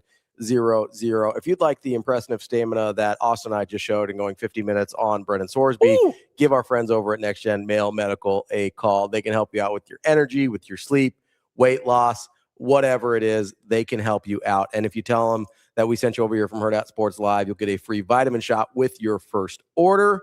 It's 402-614-9700. All right, you said you had some questions for me. So this is a complicated, much like any supplemental draft pick is, right? Because that's where the next part of this goes, is that the next time we hear Brendan Sorsby in the news cycle will be if he is selected in the supplemental draft in which he has declared for, right? how do you evaluate someone like this? And how do you go through every inch of the BS that's been going on right now? How do you evaluate him just like strictly as a prospect? Because again, like this is a guy who pretty good dynamic quarterback, dual threat in college football, but it's not like he was pining for, like the NFL wasn't like, oh, when is Brendan Sorsby going to be coming to the NFL sort of thing, right? Too. I think that there is, and I had made this argument before, that there is a part of it that the more limelight and the more run your name gets, sometimes as a prospect, you actually get a little bit more notoriety and you get a little bit more like people want to learn a little bit more about you just because of, you know, everything that kind of comes with it. But then the opposite side of it is how much of a headache are you willing to handle? Because Sorsby will be a primary conversation in your training camp. And also, how can you know that he's even going to be able to play football if he's going through mental health rehabilitation, gambling addiction, all that sort of stuff? How can you layer this? It's to me, I understand what he's doing. This is kind of the one move you have left, right? If you're Sorsby, is like, okay, I need to go to the supplemental draft. But realistically, I don't think it's a slam dunk that he gets selected. I don't think someone's going to risk a pick in that sense. I don't think he's going to get picked. And even if so the level of prospect he would have to be in order for him to overcome the stigma of having gambled on the sport, he's just not that guy. Yeah. Like I think in my opinion, he was a probably like mid-round prospect anyway. I think he's probably closer to like 5 to 7, like probably in the back end. Maybe it would have depended on how well he, I think, threw the ball this year. I don't know that people look at him as a guy who throws the ball well. I kind of look at him as like a Will Howard, honestly. Like he kind of gives me Will Howard vibes. Like playmaker, really good college quarterback. Not sure he throws it well enough on a consistent level to be a starting quarterback in the NFL. That being said, I'll give him the benefit of the doubt and say like 3 through 5. Best case scenario, 3 through 5, right? First of all, this upcoming draft, are you really wanting to – people think it's going to be a really good quarterback draft. Right. Now, we thought last year might be a better quarterback draft than it was too, and it wasn't. So I take that with a grain of salt. But people are pretty high on the 2027 quarterback draft. So, A, are you willing to sacrifice a pick in that draft for a guy that isn't that type of prospect and that has this level of baggage? I don't think he's going to get picked. Yeah. I think this has like CFL Arena League written all over it. And I don't think that's a place, and I think it's going to be reflected in the way NFL teams talk about this, if they talk about it at all, of how seriously they take the gambling part of this. Like if this was do you think this is going to be an NFL makes a stand type of moment? I think it's just like, I don't think the NFL wants this type of thing anywhere near it. Like, so do you think that they tell him he's ineligible for the NFL? No, I don't think they say he's ineligible. I just don't think any team will want to touch him at all. Like, I don't think I don't think he's a good enough prospect to be worth the headache and to be worth, the NFL maybe sends out a memo of like, hey, if you're thinking about selecting or signing Brendan Sorsby, we will require these things to be in place, kind of like what Texas Tech was saying they would have in place in order to monitor his activity. And like, do you want a babysitter for a third string quarterback? Like what, like it's kind of the same reason, we kept talking about whether it was like Tim Tebow or Colin Kaepernick for very different reasons. Like just polarizing figures that what came with them was bigger than what you thought they could bring to the team on the football field. Right. Like at a certain point, Colin Kaepernick is too loud of a figure, whether he wants to be or not, to be a backup quarterback. Right. Tim Tebow is too loud of a figure to be a backup quarterback. Like that's just not worth, like the juice is not worth the squeeze in that situation. So if you got Brendan Sorsby, by the way, likely in a position where he found himself at Indiana, where this all started in terms of him betting on his own team, like, is that a situation you really want to have? There's like, that's part of the reason we talked about Shedeur Sanders last year of why people think he fell to the 5th round. I thought he was at worst a 2nd round talent. He was a 7th round headache, right? Yeah. So you split the difference. He ends up in the 5th round, and that's kind of the situation you saw. I think you saw last year. He didn't light the world on fire, but he's better than most 5th round quarterbacks are. Yes. Right? He was better than the guy they took in the 3rd round in Dylan Gabriel. So like you look at that guy and you go, okay, what does his talent dictate his headaches will be worth? And with Brendan Sorsby, again, I think betting on your sport is about the biggest headache you can bring to a team, because not only do you have PR issues, you've got league issues, because the NFL has no problem enforcing their rules. Right. No, their shield it casts a shadow. Impenetrable. Like that thing is rock solid. So you've got a league entity that will have super microscopes on your team and on your player because of what he has admitted to have done. I don't think that's worth it for any team in the league. I don't think there is any team in the league that is that quarterback desperate that you want to look and say, hey, I actually think this guy is way unless I'm way off on the eval on him, and I don't think I am, because I was reading a bunch of this stuff before he decided he wasn't going to the draft last year or this spring, I guess. And I don't think anybody sees him like that. Nobody sees him like an Arch Manning, or even like the way people talked about DJ Lagware, Lenore Sellers before the season last year. Nobody sees Brendan Sorsby in that same realm. Yeah. And so I just don't know, like, what is the upside for you if you're an NFL franchise to drafting Brendan Sorsby? What's the win there? Yeah, and I think that's all. It makes complete sense from our side, but for whatever reason, supplemental draft stuff never makes any sense, right? Like whenever you see the supplemental stuff like come out, it's always like we were talking a little bit about it during the break and everything about what the supplemental draft is exactly for, and it's basically for kids in this situation, right? It's just like usually academic or discipline issues lead to eligibility problems. And I'm trying to remember. So Terrell Pryor is the last quarterback to be selected. Maurice Claret's another big one. I think Josh Gordon was on the supplemental draft too, if I remember right, because I think he was kicked out of Baylor. Josh Gordon was. He was a 2012. So here's the other thing about supplemental draft. I don't know that people understand.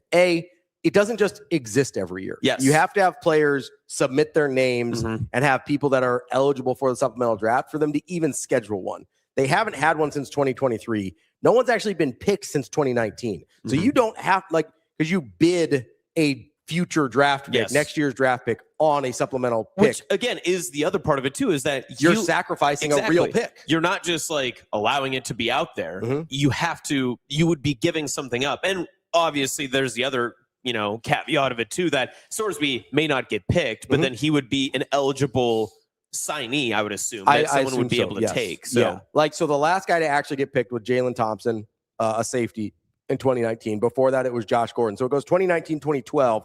These guys don't get drafted very often. Before that, it was 2011. Then you had two guys in 2007, one in 2006, one in 2002. And some of these guys are good. Like Josh Gordon, before he couldn't stay in the league, was a really good wide receiver. Terrell Pryor had a moment as a wide receiver in the league, not as a quarterback. Ahmad Brooks was a pretty good linebacker in the league for a while. He was taken back in 2006. Yeah. There's a bunch of these. I think Bo Jackson was a supplemental pick. Am I remembering that right? Yes, that would be right. Yeah, because he was the first overall pick by the Bucs and then elected to not play, and then was a supplemental draft pick, I believe, a year later by the Raiders because his draft rights would have went because he never signed a contract or something like that. That's right. Brian Bosworth was a supplemental pick. Yes, because he was ineligible.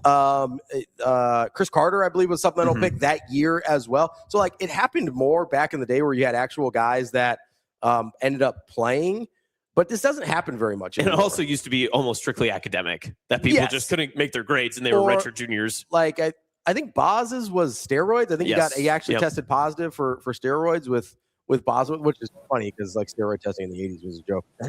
Do you think if Sorsby, obviously I don't think any NFL team's going to touch him, but do you think if he changes position, since he's not that great of a quarterback, if he goes to a tight end and tests pretty well? I don't think so. I think he's a quarterback no matter what. I don't think he's a dynamic athlete like that. Yeah. I don't think he's Taysom Hill enough. I don't think Taysom Hill is a great athlete. I don't think he's that level of athlete that he could switch positions in the NFL. Because I'm just he's not a future, I don't even think backup quarterback in the NFL. So I was just trying to think of any ways that he could make it to the NFL. Yeah. I don't think he will, but I think that is I think his best bet is either a team is willing to accept the headache and they see this high end potential.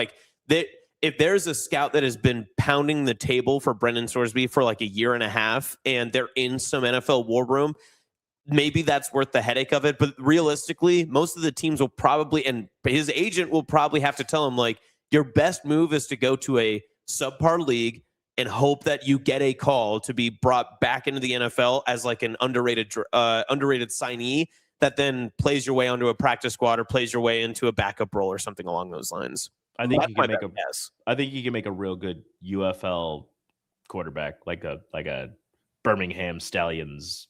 Yeah, whatever, like Brahmas UFL or CFL. Like I think one of those leagues will likely take a chance on him. I mean, just for his name, if nothing else, like it'll bring them whoever signs him.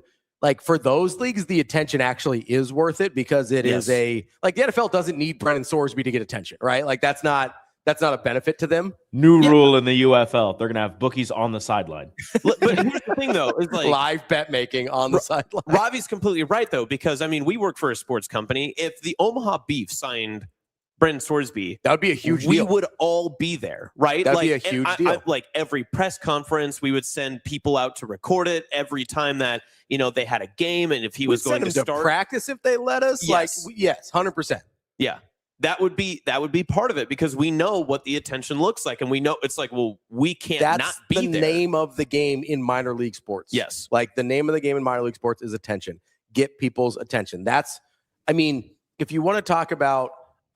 Like we just had Banana Ball in town, right? In Omaha, they had them at Werner. They had them at Memorial Stadium, obviously, 85,000 people for a baseball, quote unquote, a Banana Ball game. Like attention is the name of the game in minor league sports.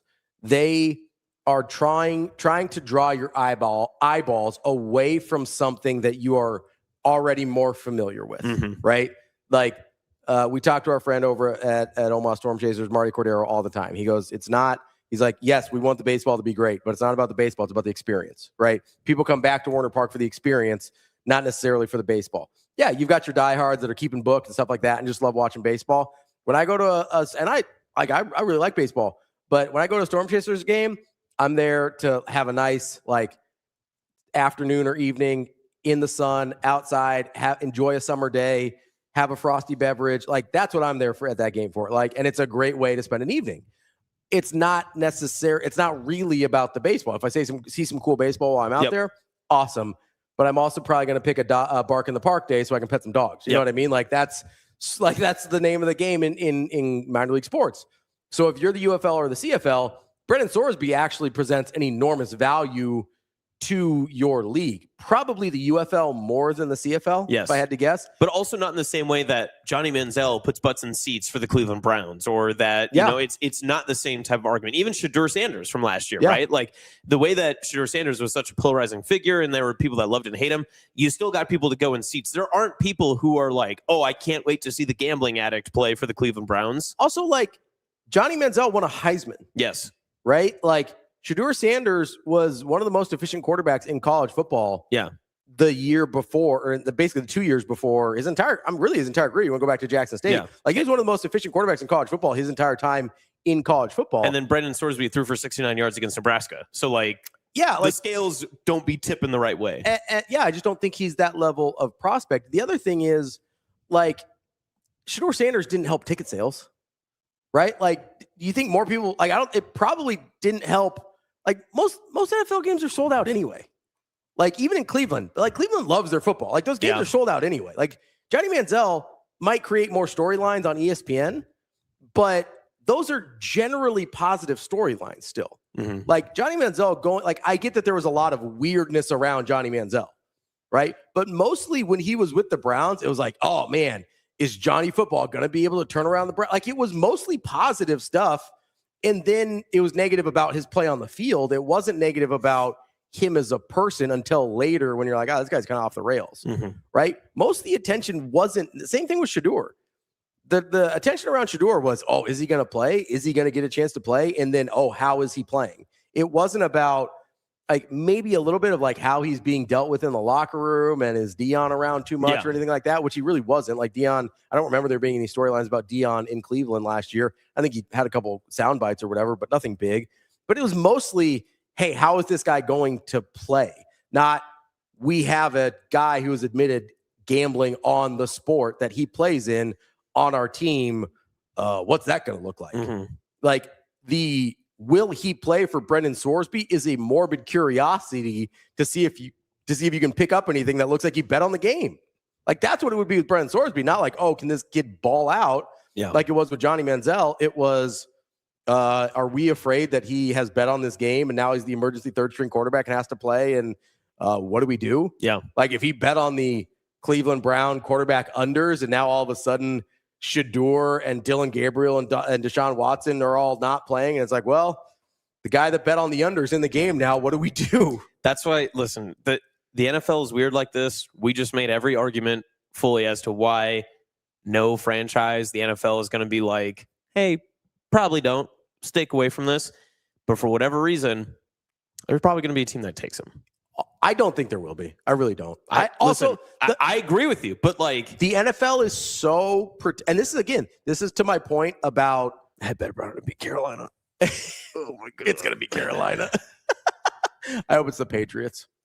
I actually think like the funny scenario is probably the Browns, but I could see like a world where, I don't know, like this seems like a Jets thing to do, right? Like the Jets, or just like one of those. Honestly, like, even back the in Jaguars, the day, back in the day, this would have been a Raiders thing to do. Yeah, yeah, but that was so like a year ago. That was like 3 months ago. We don't do that. No, like pre Fernando Mendoza, like they've seemed to try and be a functional franchise in the last several years. But like, listen, if you sent him to Arizona, no one would ever hear from him again. Like 20 years ago, this would like anytime from like the 80s through the mid 2000s, this would have been the most Raider move of all time. Oh yeah, 100%. Can you imagine him in Vegas though? It'd be a disaster. I forgot about that. He should open up his own betting service, Source Bets. That would be. You might have to. That might Brendan's be the only bets. That's how we're gonna find. That's gonna spend Cody Campbell's $5 million seed money is to start a betting service. I was gonna say one of the Texas teams, but I was trying to see which one was closer to Lubbock. Neither one is that close to Lubbock. Lubbock is is all the way out, like the top panhandle. Yeah. The closest would be Dallas. I still think not that close. The NFL is so protective of its shield and like the integrity of its games. Like we remember the outrage with the replacement refs. And once you had I think it was like a Green Bay Dallas game on Monday night where everybody was watching and there was just some egregious calls. That referee dispute got fixed in a pretty big hurry after that one. Like the shield is very protective of its game. Yeah. The Hail Mary. Yes. Yeah. Like it doesn't really care about the morals of things as much as it does. Hey, like this is our game. We will protect the game at all costs. Yeah. Everything else is sort of periphery. It's like, yeah, Ray Lewis can be accused of this and whatever over here, but that had nothing to do with the football on the field, right? If you're not messing with the football on the field, the NFL is pretty cool about like letting people back in. Like Josh Gordon had 12 chances, whatever, couldn't get his life straight. That's a different story. But like if you're compromising what's happening between the lines, the NFL has very little patience for that. I would be stunned if Brendan Sorsby gets picked up by an NFL team. Yep. What's the over-under on Joe Burrow games played? Because Cincinnati might be looking for a quarterback. Cincinnati would be another one. I mean, it's a mix between a bad organization like leadership at the top, desperate situation. Yeah. And a team that's like, that's why what more is it going to hurt? Smells JETS Jets all over. Mike Sauter on Friday is going to have some. Jackson Dart is pretty reckless when he runs. I don't think the Giants would do it. The Giants well, now that they have Harbaugh too, I don't think that's something. Yeah, Harbaugh's not like that. And also, like from an ownership standpoint, not that poorly run. Like, I know that they haven't been as good lately, but I don't look at the Giants as a poorly run franchise. I just think they've been bad lately. The Ravens signed Diego Pavia. I mean, what's any more fun at the quarterback room? Diego Pavia is just loud. That's just what's more fun in the quarterback room? Oh, what's he gonna? Like, there's no They do make the perfect mix for a bachelor party. So Lamar Jackson, Diego Pavia, and Brendan Sorsby. I'd want to be in that quarterback room. Yeah, like that would be your Hard Knocks front runner for sure. Well, Lamar would also be like, maybe I should get traded. Yeah, this Lamar is probably a good move for me. I don't. Lamar, can you mentor these young guys? No, we're not. That's not gonna happen. My contract's about up. We're not doing this. Like that would Diego Pavia hasn't done anything. Like again. The only thing Johnny Manziel did was like break NIL rules before there was NIL, right? Like, and drink too much and stuff like that. But like nothing, like he didn't gamble on, as far as we know. And at this point, I feel like we would have known because Johnny Manziel is not real quiet about anything he's ever done. He's pretty open about what he's done. Like he'd be like, "Hey, we we did this and we bet on this and whatever. It's like, yeah, he went to Vegas a lot. I don't think he was betting on games. I think he was just like slots and card, like I don't think, again, I think he was making it rain. I don't know. I think he was maybe investing in some young women to pay their way through college, possibly. He was investing in futures. Yeah. Just the futures of good bit young people. Like he didn't do anything. That's the big difference with all these other people that are being brought up is like they didn't do anything in the sense that Brendan Sorsby has. Yeah. Like, again, Diego Pavia, just loud and kind of annoying, not like, and again, but a guy that I don't think a lot of teams wanted. I don't like if he wasn't a potential annoyance as a third string quarterback, he probably gets drafted. Yeah. Right. Like, yep. But again, he hasn't done anything wrong, really. He's just like, that's kind of a big personality for a third string quarterback. Yep. Right. Like, I don't think that's Brendan Sorsby might not be a big personality, but he's a big pain in the ass. Yeah. We know that for sure. Yeah. And the only thing I know about Brendan Sorsby and his personality is this. Maybe he's a good dude. I don't know. Maybe. I have no idea. That's it. That's the only thing I know about him. Doesn't matter now. It really doesn't. I mean, sucks. Anyway, let's take a quick break. We're going to talk to Zach BARNETT from Football Scoop here in about 10 minutes. 15 minutes. I don't know what time it is.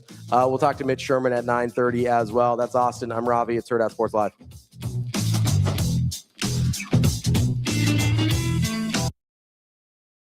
It's time to slide into savings at Edwards Chevrolet. Lease the 2026 Chevy Trax LT for just $349 a month. $0 down with your first payment due at signing. 2 great Chevys, 1 big June event. Slide into a 2026 Chevy Equinox LT for just $399 a month. $0 down with your first payment due at signing. Get to Edwards Chevrolet today. Together, let's drive.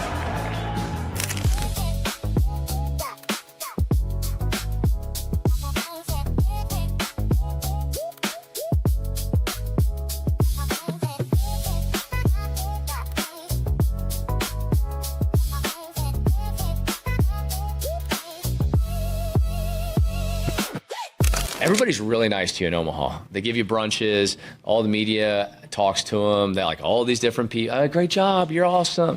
Well, I think for a second they thought they were more awesome than they were. So we had to bring them back to remember that their edge that I've alluded to many times is why they're here. And I don't care that we're in front of 24,013 people. Thank you.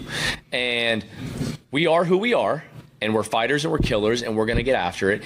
And whatever that was in the first inning is non-representative of what the power T is. And we're going to be better and we're going to get after it. And that's what the guys did. And that's that. While I'm the one that had to yell at them, it's all credit to the players. They're the ones that put the information into action and they did it. And I definitely can't say what I said because it was not good.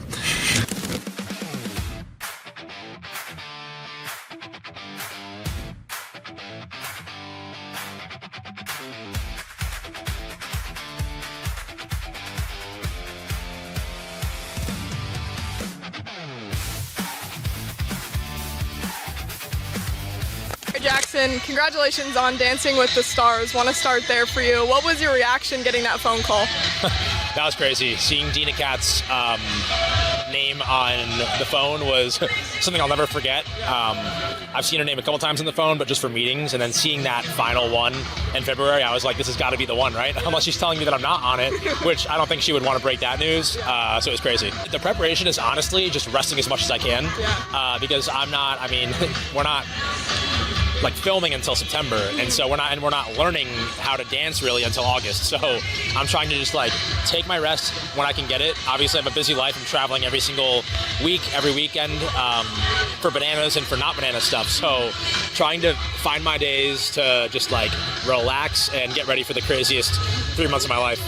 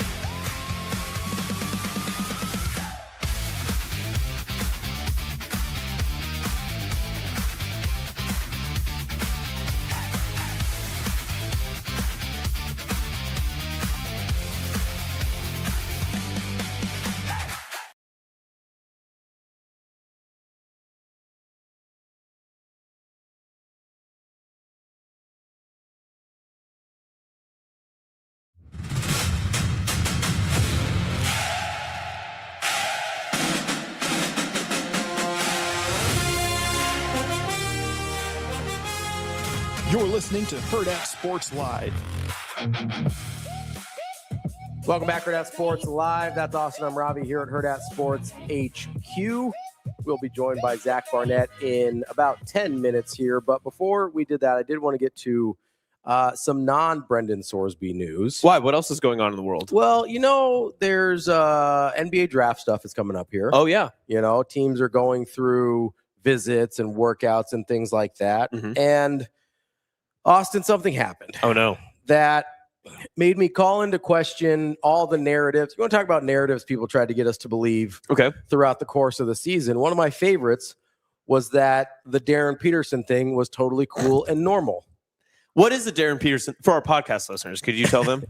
So Darryn Peterson didn't play a lot of basketball this year. Oh, but so he must have like taken the year off or something? Nope. Just he would play some, and then he would check himself out at halftime sometimes, and then he would just not play other games when his coach thought he was going to. But he was at like a mid-major, like in Missouri Valley or something? He was at Kansas. Oh, whoa. And for most of this time, people were like, yeah, still the number one pick in the draft. And I was like, this isn't weird that he just is apparently unable to overcome cramps or something. I don't totally understand this. And early on, people were going, well, it's probably his handlers. They're trying to load manage, stuff like that. Yeah. And they're like, no, this is a genuine medical issue and whatever, right? Okay, fine. Totally fine. I understand that.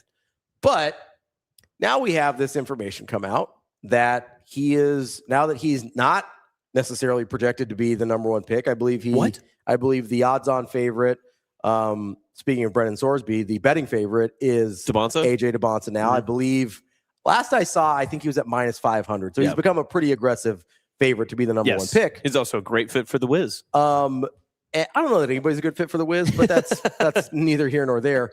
Now that he is no longer projected to be the number one pick by a lot of people, Darryn Peterson has indicated that he will only work out and visit with the team that has the number one pick, which would be the Washington Wizards. Whoa.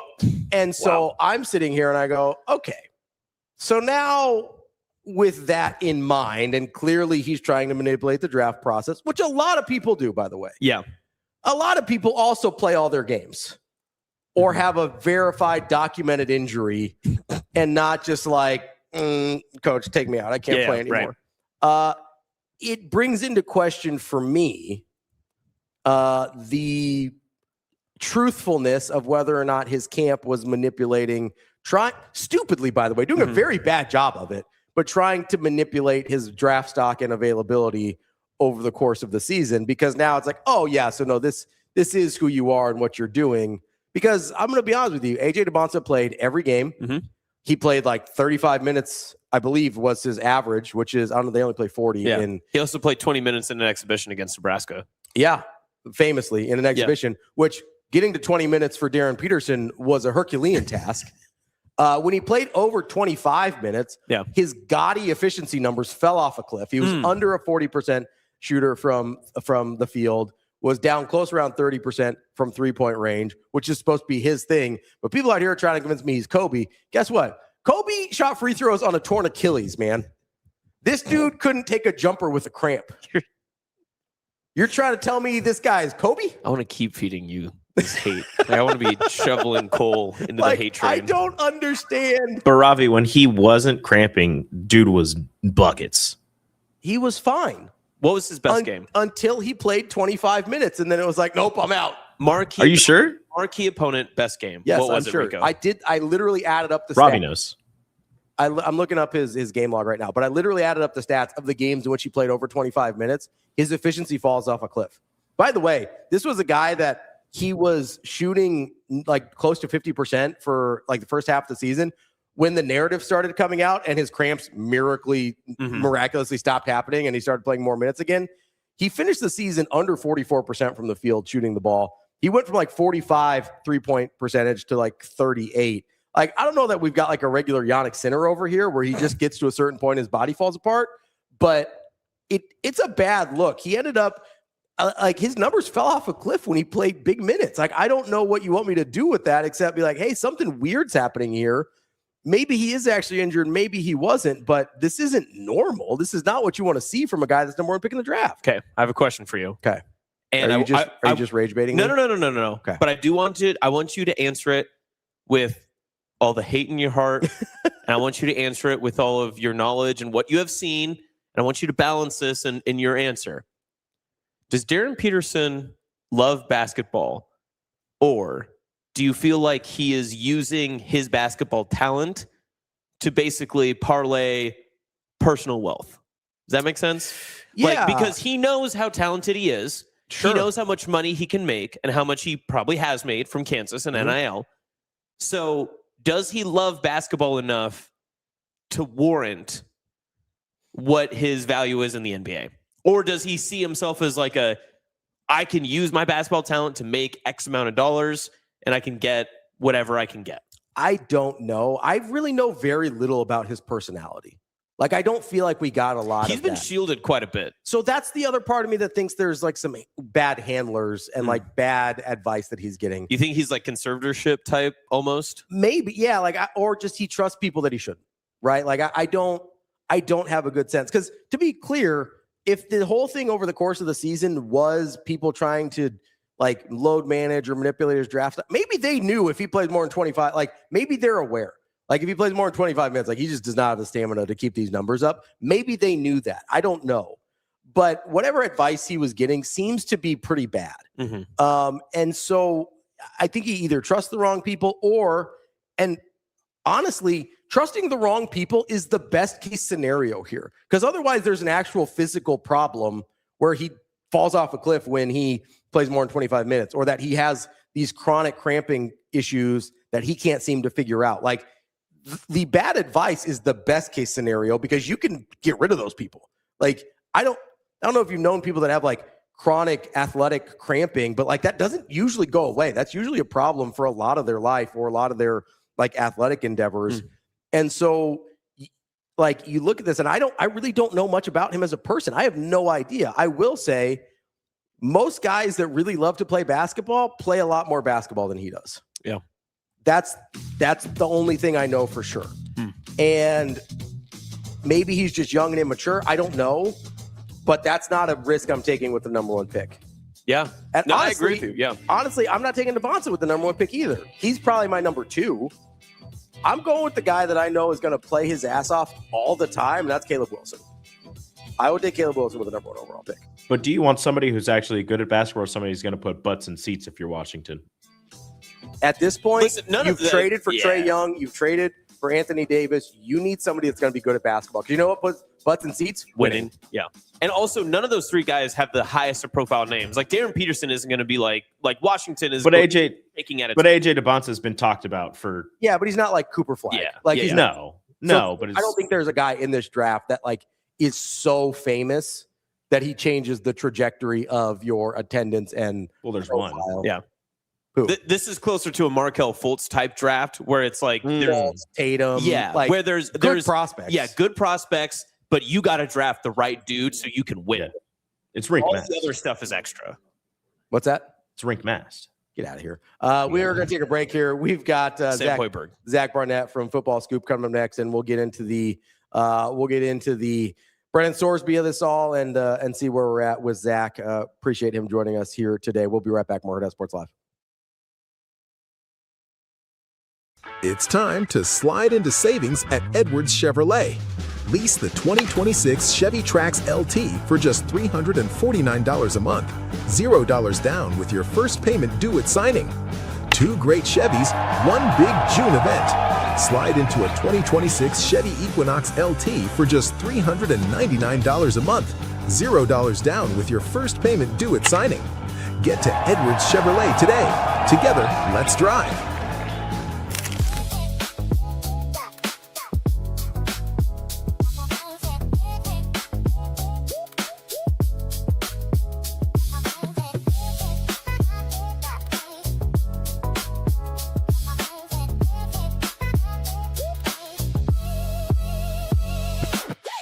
Everybody's really nice to you in Omaha. They give you brunches. All the media talks to them. They're like, all these different people. Great job. You're awesome.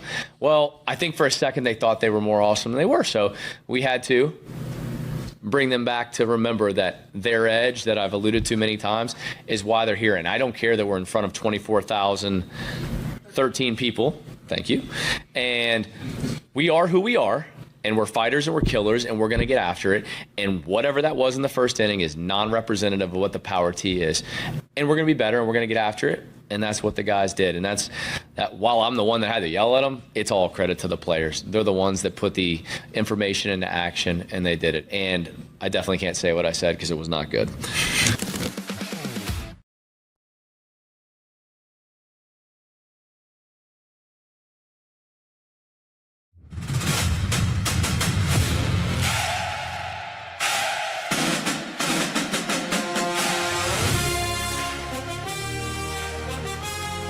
You're listening to Hurrdat Sports Live.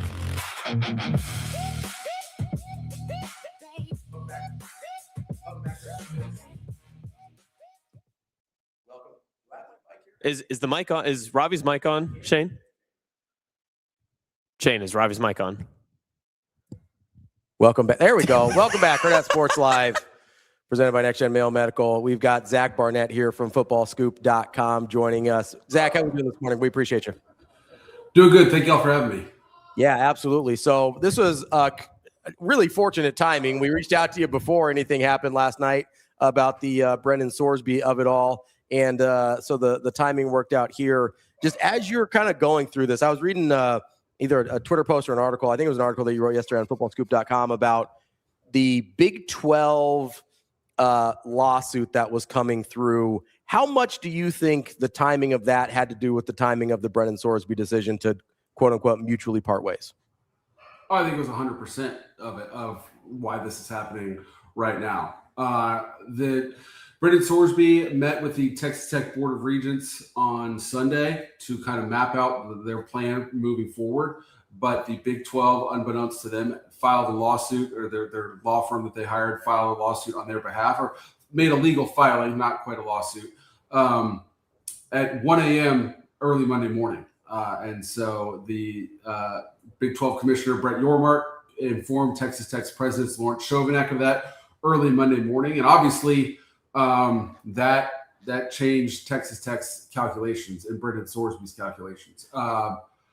There's no guarantee that the Big 12's efforts would have been successful, although most legal minds, and me, who's never spent a single day in law school, but most people felt like the Big 12 was on stronger legal footing than Texas Tech and Texas Attorney General Ken Paxton. And whether they were or not, it changed the risk-reward calculation. And throughout these past 8 days, my argument is, if I'm Texas Tech, I mean, there's standing by your guy, supporting him through that, but then there's also your own risk-reward calculation, and is the juice worth the squeeze? And it was simply too risky for Brendan Sorsby to move forward with this, thinking that the supplemental deadline could pass and then he could be retroactively ruled ineligible, or for Texas Tech to be barred from playing for the Big 12 championship.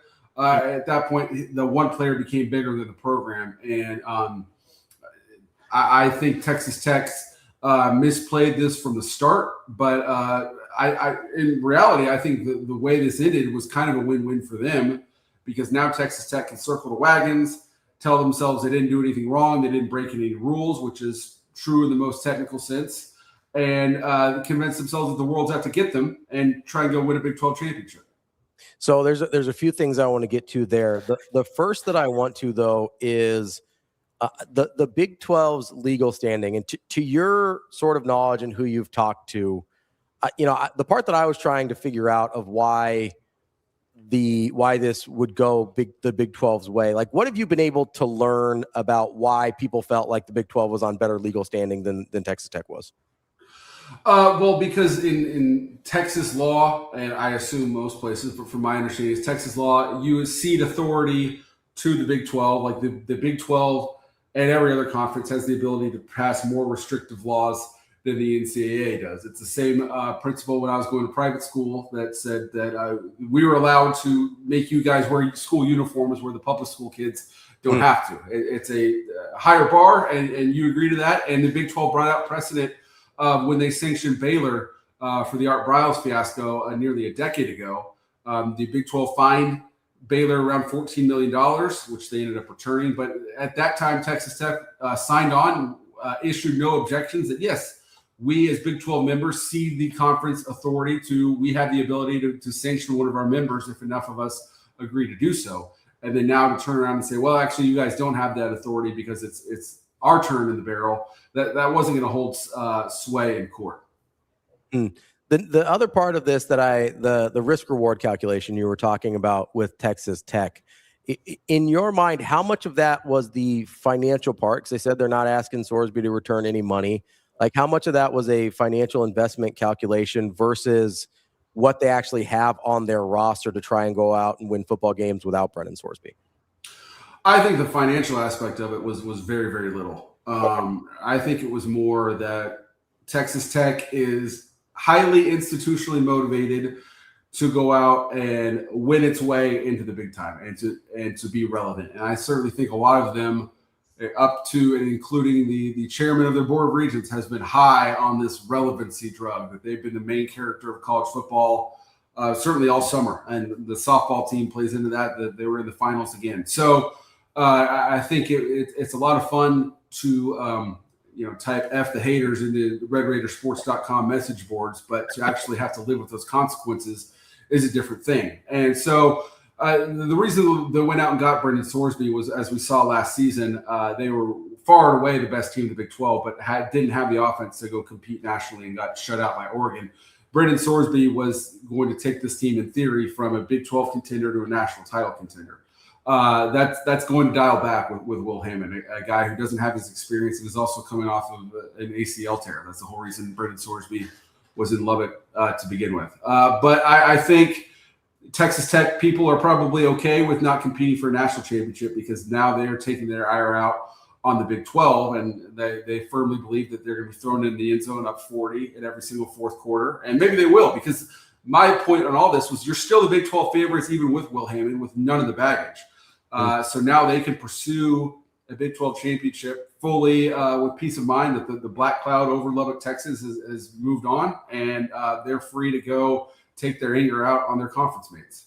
Zach, I'm curious your thoughts, because just how you're framing this, and you talk about like Texas Tech circling the wagons for this upcoming season. But do you think that even with this result that we just had over the past 12, 16 hours or so, is this a label that Texas Tech is going to be able to shed in future recruitments or future transfer portals, or just in general when it's trying to work with other entities in college football and college sports? I think, when you're talking recruiting, portal, I think Texas Tech is going to say, hey, we are going to support you the heck out of you, and we take care of our own, and we're going to pay you really well. And then Red Raider Nation is going to embrace you. Look at what we did for a guy who never even played for us. And I'm sure that will play well for them. How it will work moving forward is a bigger question. We saw Michigan cancel a volleyball match with Texas Tech moving forward. Is there going to be an announcement on Big Ten letterhead that says, Texas Tech, you'll see us in hell before you see us on a volleyball court? I doubt it. But, USC was rumored to be close to a major home-and-home with Texas Tech in football. I doubt that happens now, because if you can play Texas Tech or you can play someone else, you're probably going to choose to play someone else. So I think a lot of that tenor will dissipate moving forward, because now everyone will move on from this, and it won't be a cloud that's hanging over the entire football season. But Texas Tech is going to revel in the outlaw, the disruptor moniker, and will the rest of college football forgive and forget? Remains to be seen. So, Zach, when you look at sort of the way Texas Tech handled this, talking about their reputation throughout college sports, do you think they've, like, outside of the Brendan Sorsby of it all, do you think they've done damage to themselves, and just whether it's conferences, other schools, have just been like, we just don't want to deal with somebody that operates this way? Like, we don't feel like this is a, because like if they had allowed Brendan Sorsby to play, like, that's a pretty like bad faith, in my opinion, thing to do for the good of college sports. Do you think that's seen that way in terms of their athletic department as a whole now, or was it more Brendan Sorsby specific?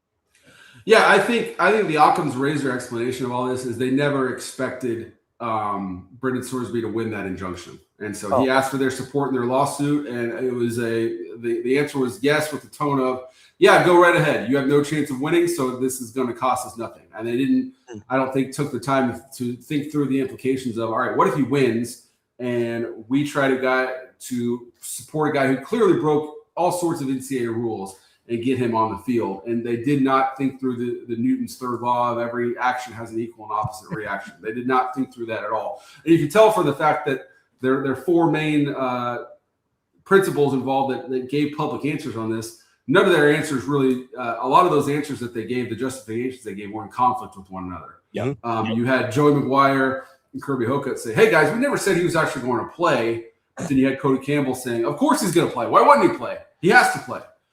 So they clearly did not stick to a game plan. And then so that's the micro of this. The macro of this is everyone in college sports is making moves. This is the reason why North Carolina hired Bill Belichick, is that most people think at the end of this decade there's going to be some sort of earthquake where the top 25 to 40 brands are going to split off and form an officially professional college football league. And Texas Tech wants to be a part of that and was well on their way to elbowing their way into the big boy table. And are these the Ohio States, the Georgias, the real powers in the room? Are they going to say, yeah, Texas Tech, you can come join the club? I don't know. It remains to be seen. And then the other thing is Cody Campbell, obviously his pet project is to get his bill written into law. And I think his association and is probably hurting that bill because it's clearly, when push meets shove, he sides with Texas Tech over the good of college athletics. And in his mind, he's saying, guys, I'm lighting the house on fire so that we can rebuild it. But I don't think anyone is obligated to join him in that fantasy. And if I'm a senator from the state of Georgia or the state of Nebraska and Cody Campbell has threatened to sue my state university for not playing them, I'm not inclined to work with him on Capitol Hill. That's so interesting. That's just the Cody Campbell of it all too. I mean, you can already see like the Netflix documentary, like just being written and like pieced together from this too. Zach, I want to ask you just about the football sense, but I know you talked about Big 12 and obviously Texas Tech. You still feel like they are the favorite in the conference. But as wacky as that conference has been, how much closer do the other teams now get in closing that gap with the Red Raiders? Yeah, I mean, I think BYU is the team that I have circled that's most likely to beat them. And I think if Will Hammond plays pretty good football, then Texas Tech is still your clear favorite. But that's a massive question because he was a redshirt freshman last season that quarterbacked them to their big win at Utah on the road, but then struggled after that because he was a backup redshirt freshman. And so Texas Tech is going to have to count on him taking a leap forward, maybe not a massive leap forward, but a leap forward nonetheless, while having not taken any live reps and been hit and anything like that while coming off of an ACL tear. So he's walking around Lubbock right now without a boot or anything like that. Like if you didn't know him, you wouldn't know that he was injured. But to think that he can hit the ground running, I mean, that immediately and play really good football remains to be seen. And so how Texas Tech handles them once camp opens in August is going to be really interesting because you have two games that any one of the three of us could probably quarterback them to a win to. But then that Friday night game at Houston is going to be an enormous game for both teams and a very emotional game. And he's going to probably need to play well for Texas Tech to win that game because Houston's a really good team. Zach, you don't know this about me, but you give me a junior-sized football and I can really sling it. I do want to talk about the football part of this from Brendan Sorsby's point of view, though, because obviously he's trying to get into the supplemental draft and have his opportunity there. Like, you obviously watch a ton of college football. Like, what do you think about him as an actual NFL prospect? Because that's part of this that I'm having a hard time like wrapping my mind around, even without the scandal attached to him, just what teams view him as a prospect, as a quarterback. That's a really interesting question. I mean, there were a lot of scouts, a lot of coaches believe he's a really good player and think if he pursued the NFL draft after last season, that he would have been in the conversation at least to be a first-round pick.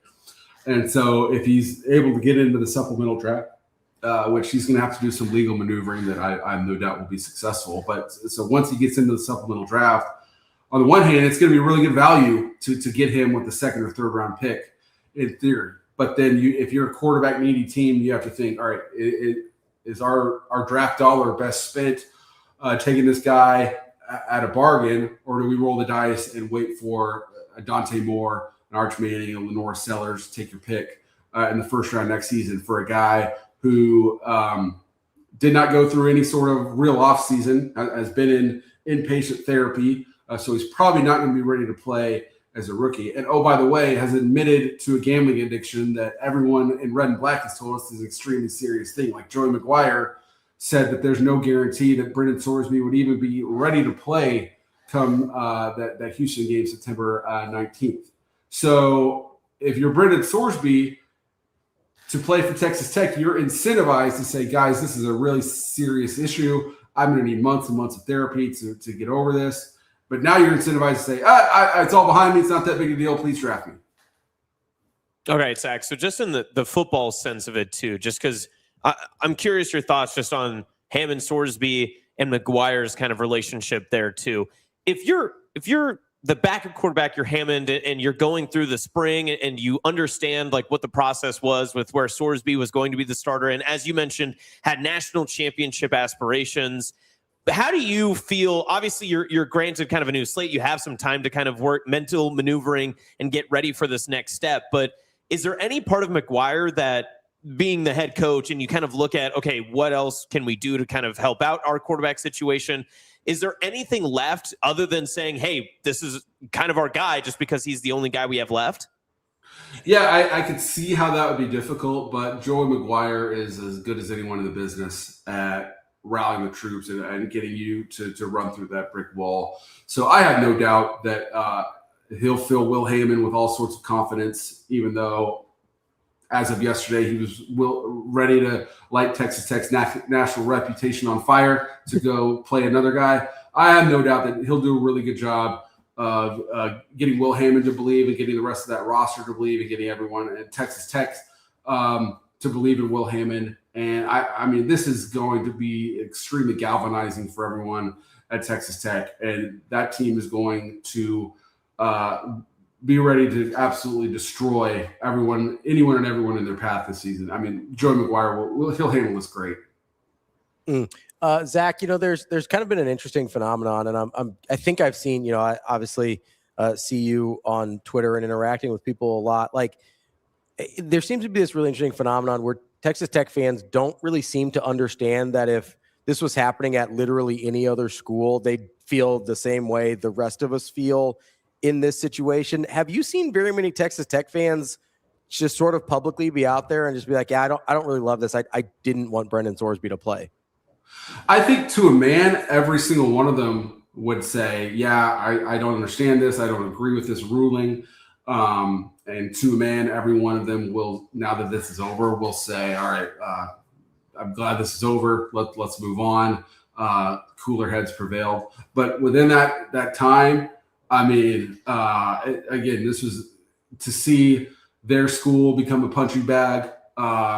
It was a all-time circle the moments thing. And we can all sit there from the outside and say, you guys are not seeing this clearly. And if this was Wake Forest, you would be on the side of the rest of us.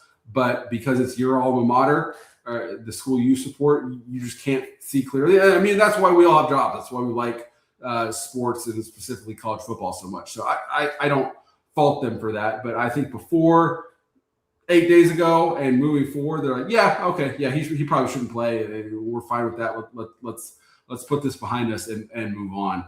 But in the meantime, they're seeing their leaders say, here's what we're doing. We've done nothing wrong. We've broken no laws. We've broken no rules. And said, okay, well, then why is everyone so mad at us? I mean, he didn't play. He didn't play because it's June. And if this had happened in September, you guys would be doing everything you can to put him on the field. But I mean, it's college sports. You take the good with the crazy. All right, Zach, I guess this is maybe not the right time to ask this question since it is so fresh, but especially, I'm more curious from the Big 12's perspective, and maybe you could even lump the NCAA, although we've kind of found them to be powerless and kind of what occurred through the past week and a half, like you've mentioned. But you mentioned the Big 12 kind of gets helped with the precedents that they were able to go back and be able to say, well, Texas Tech voted on this situation, so this is what applies to you. Is there anything that the conference learned from this scenario? Is there something that they can apply maybe to, I don't think the situation is going to come up directly this way again, but is there something that the Big 12 learned and how that they went through the process of this scenario that they could apply in the future, or something else that could come up, especially with how dramatic college football has gotten? Yeah, I think we've seen that the NCAA is very weak in terms of its ability to enforce its own rules, because it's a national organization, yada, yada, yada. But I think we've seen a couple of examples where conferences and the fact that these universities are volunteering to be a part of this organization and agree to certain things and agree to be within that conference. I think we've seen that conferences have more power of the pen than probably anyone imagined they did 5-10 years ago. So I'm thinking back to just from January, the fiasco in Washington, where Damon Williams was clearly tampered into the portal, and lots of guys are tampered with, but to an extreme and flagrant degree by LSU. But the revenue share agreement that he signed that was drafted by the Big Ten that Washington copied and pasted and put their own letterhead on, that was durable legally. And his reputation was like, yeah, man, you're going to have to stay at Washington, or LSU, you're not going to make any money at LSU. And he stayed at Washington. The Texas Tech situation, the Big 12's ability to enforce its own rules is pretty strong. So I think in the absence of national legislation, and maybe this bill passes, maybe it doesn't, but I think you could see momentum towards, hey, we have the ability to write our own rules here. So why don't we say, hey, all of our members, let's quit running to our hometown judges and quit suing to play guys who gambled or 6th and 7th year players. Maybe we have the ability to do that. Last one for me here, Zach. You mentioned the legislation that's kind of currently being proposed and the hurdles it might face with someone like Cody Campbell attached to it. Do you think some version of that legislation or something like it gets passed sometime in the near future? Because it seems like that's the only way forward if the NCAA is to have any kind of teeth at all. Oh man, that's the $1 million question. You have so many different constituencies involved in this. We saw the House version, the SCORE Act, basically died because the Congressional Black Caucus said that they are urging their members to not vote for it because of the redistricting in certain SEC states. So there's a million different things that could kill this thing in utero. So if I had to bet, I would say no. But people with way better knowledge of Congress than I have believe that it has a fighting chance. And I think if it does not pass, you'll see the industry pivot towards, okay, well, if we're not going to get any sort of federal bill, then we need to fully split off from the NCAA, write our own rules, make this a Greek city-state type thing where each conference is its own version of the NCAA, and you're joining a new organization with new agreements, and maybe we collectively bargain. I think that's where it goes through, because I do think that everyone involved is not going to turn around and do this thing through Congress for a third, fourth, fifth time. That is Zach Barnett from Football Scoop. Zach, appreciate the time. Great stuff there, and hope you have a good rest of the day. Sounds good. Thank you. Thanks, Zach. That is Zach Barnett from footballscoop.com. Appreciate him joining us this morning. I know he's got, I'm sure, a busy day with all the lots of stuff. Yeah, we probably filled part of his calendar. I'm just glad we had him. It was good timing. It was good timing. The legal parts with Cody Campbell is so intriguing to me. Yeah. I hadn't thought about some of that too. But when you do publicly lose a couple of, especially in the court of public opinion, it makes it difficult to get your stuff passed. So that's the thing. As much as anything, is just I don't think people like him. I think even if they didn't have an opinion about him before, which I didn't really like, I knew there was some billionaire. I thought he was a wrestler, to be honest. Cody Campbell sounds like a pro wrestler, does he not? It kind of sounds like a NASCAR racer to me, but that's good. That's a good pull. It's like, yeah, Cody Campbell won the Daytona 500. Yeah, right. You know, I wouldn't blink twice. Yeah, I was like, all right, cool. Yeah. Don't really follow NASCAR. Also sounds like a reliever. You know. Oh yeah, Cody Campbell came in, had three strikeouts. That's definitely a lefty setup, man, for sure. No, like I think that part of it's really interesting because I didn't have any real opinions about Cody Campbell, or to be honest, I probably would have had to look up his name every time I talked about him, just because, like, I don't know, it's the billionaire from Texas Tech, whatever, right? And it's like, oh, the billionaire from Texas Tech is helping with this bill, trying to get through Congress. Which, here's the funny thing about that is, I think most people who love college sports, if they understand and look at the bill, most of that's pretty positive, right, in terms of what they're trying to accomplish. You may agree, you may disagree with like, I don't like the 5-for-5 thing, or, like, I don't like the one-time transfer without a penalty. But for the most part, it's a largely positive bill, I think, for college sports. The part that you run into is, yeah, some of these states that are endorsing it have other political issues that are going to make people want to not vote for it because of the other things rather than what's in the bill itself, which makes things way more complicated than they should be for the issue of college sports specifically.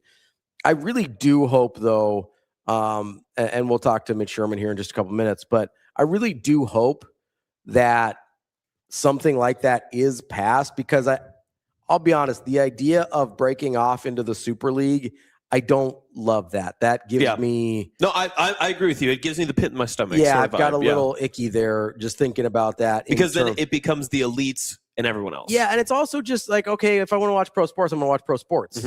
Right? I get that there's already compensation and technically they're being paid for it, so they're professionals, quote unquote, but there's still, at least for me, enough of the like aura of this being college sports. And especially if you get like, hey, you get 5 years to play 5 years, and after that, I'm sorry, you're out of luck, with the exception of military or religious service or whatever the exemptions are, right? And there's a hard cap. You can make this amount of money. And other than that, you have to have real bona fide NIL deliverables. Otherwise, like, this is the amount of money you can make, and that's it. Or you've got a hard cap just in terms of all money spent on players, and all these, you've got a one-time transfer, and then after that, you've got penalty. Like, all of that stuff still makes it feel a little bit like more like college football, where if it's like, hey, we're going to go off and do our own thing. I don't know. Like, yeah, you've got still the local part of this where Nebraska obviously doesn't have an NFL team or any other major 4 pro sports leagues teams. But I don't know. It just doesn't feel like a thing that I would, in general, care about in the same way as I do of college sports. And I don't know if that's true or not. Maybe it happens. I'm like, all right, well, we're here. We're still gonna root for it, but it feels like it would be dramatically different for me personally, and I'm not looking forward to that if that day comes. We'll talk. I'll help you through it.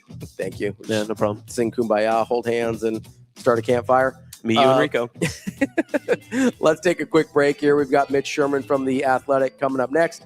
That's Austin. I'm Ravi. It's Hurrdat Sports Live.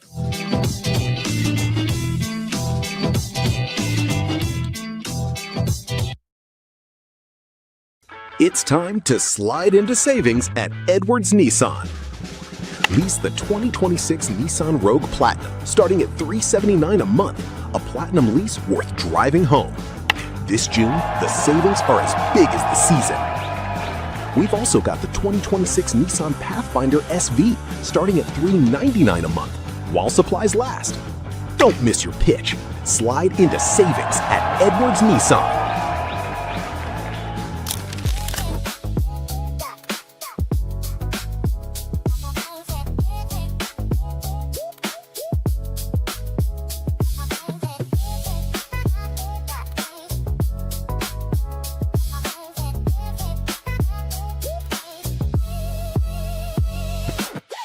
What has this kind of been like, just returning back to Nebraska, and especially just having a camp and making it focus here in Omaha? It's always a blast coming back to Nebraska. I mean, these girls are so fun to coach, and I've coached at a lot of places, and it's just so much fun. The energy these girls bring is just so cute, and it's just, they're always wanting to learn. They're super coachable, and it's just really fun to just bring the beach volleyball to Nebraska and, indoor as well. What is it for you that makes you want to give back to some of the youth and just continue this? Because you mentioned it's not just here in Nebraska, but you've been able to kind of do it in different places. Yeah, I mean, I think I want to continue to impact little girls and just hopefully inspire little girls and boys in volleyball and just continue to grow those opportunities for women in sports. And it's just been really cool to see the growth of volleyball in general, and hopefully beach volleyball can also follow that.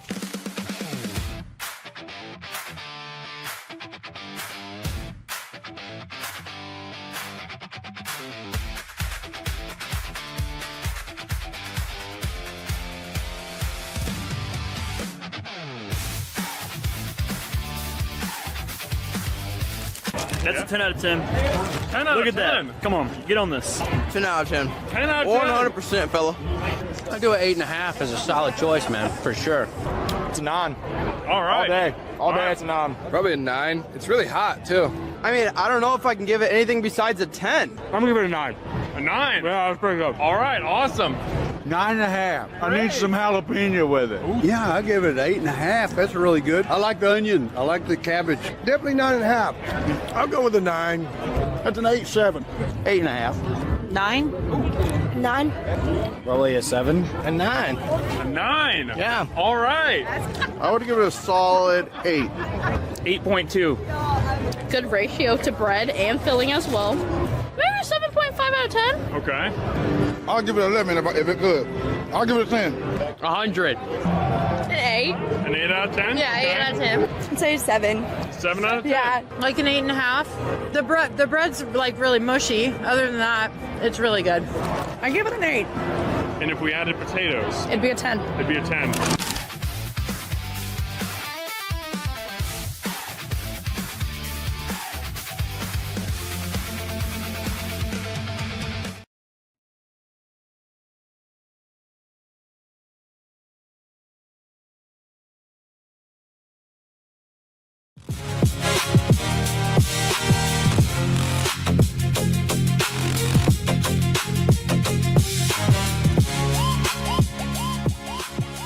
You're listening to Hurrdat Sports Live.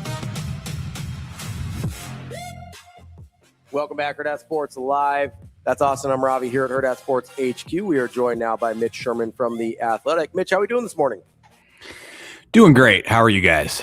Doing good, Mitch. Can't complain. Pretty good. We've been baseballed out. We got all this great college football news coming out. I mean, how could you not be any happier? It's been a busy sports week, and it's only Tuesday. That is true. You weren't on the Alabama train, were you? You were anti-Roll Tide? For the College World Series? We never had a chance to get on the train. They never had a lead, never had any momentum. I know the Alabama, like the football focused media, and I don't know if the fans are like this, but I heard a lot of grumbling from Alabama contingent, like people who followed them here, just kind of in the sense of like, that's it, that's all you got. Like, baseball is different than football. Like sometimes you just run up against an extremely hot pitcher, like Alabama did on Saturday in the opener, and I think that just took a lot of the juice out of their run. I don't know. I great season for sure. Not that we wanted to talk the whole time about Alabama baseball. Great season for sure, but like I think the path to Omaha was easier for Alabama than most of the teams that got here. Getting to play St. John's. No slight against Big East baseball, but getting to play St. John's in the Super, and maybe that showed in their two games. Mitch, do you find your football? I'll call them biases, but if you don't like that word, I'll allow a different one. Do you find that impacting, like, college baseball has nothing to do with college football, right? But like, do you find your biases against or for certain universities where you're like, I don't really want to see them do well when they get here? I think it's impossible not to like have that. I would maybe take issue with the statement that football doesn't have anything to do with baseball. I mean, fair. Look at the teams who are here. Troy excluded, and okay, North Carolina like has some issues in football. Are we going to get Bill Belichick at the College World Series? I just want his girlfriend. I don't care about Belichick. Sure. Better be here. Are they still an item? I honestly haven't heard a lot about that. I feel like a year ago, it was the only thing I heard about. And I mean, I could get nothing but that. But now that we've moved on, we're moving on from Sorsby and college football. Can we get back to the things that are important, like Bill Belichick's girlfriend? Yep. Mm-hmm. I think so. Like, I mean, you look at the teams that were here, especially on that SEC side of the bracket, and it's like, that's the football. Like, football brings in the money. It trickles down to baseball. Those two sports, I think, more so than like football and basketball, tend to go together with success. I mean, look at Nebraska has historically, and I realize this year was an outlier, but like historically, Nebraska has like been set up as an athletic department over the last 25 years to try to have success. Like, where its investment has been, I think, in comparison to its peers, has been weighted toward football and baseball, and a lot of athletic departments, I think, go in that direction. So it's easy. Yeah, I think that like a football bias that you might have if you just for whatever reason are sick of Georgia football, maybe you're just tired of it. Like, you've seen them too many times. Like, get Kirby Smart off my TV, whatever. Like, you probably have similar feelings about Georgia baseball. I'm not saying that that's how I feel, but I had that Tim's last night watching the game on television when they kept showing the Stoops like up in the box, and I was like, what are we doing? Like, they had nothing to do with what the game is going on right now. And everything to do with it. Yeah, I mean, and that's part of it too. Like, if ESPN and other media are like shoving Kirby Smart and Brent Venables down your throat during a college baseball game, then how can you not carry over whatever biases for or against that you might have related to those football programs when it comes to your baseball cheering interest? I don't know. Are we going to get more? Let's see. Today's not going to be a big football heavy day, although Texas and Georgia tonight. Okay, so yeah, we can have. There hasn't been. We've not seen Sark, right? Like, is he going to make it? No, he was on one of the NFL shows, I think, and I don't think they even asked him any baseball questions earlier this week. So yeah, I think he's stayed pretty out of it. But probably Arch Manning's probably going to show up or something. Yeah, yeah. I think that Texas. I was having a conversation about this in the press box the other day when Texas was playing. I think the Texas mindset is like, making it to the College World Series is not enough for the people who follow them to get excited. So it's like, if they make it to the finals and they have a chance to play for the national championship, then the Texas the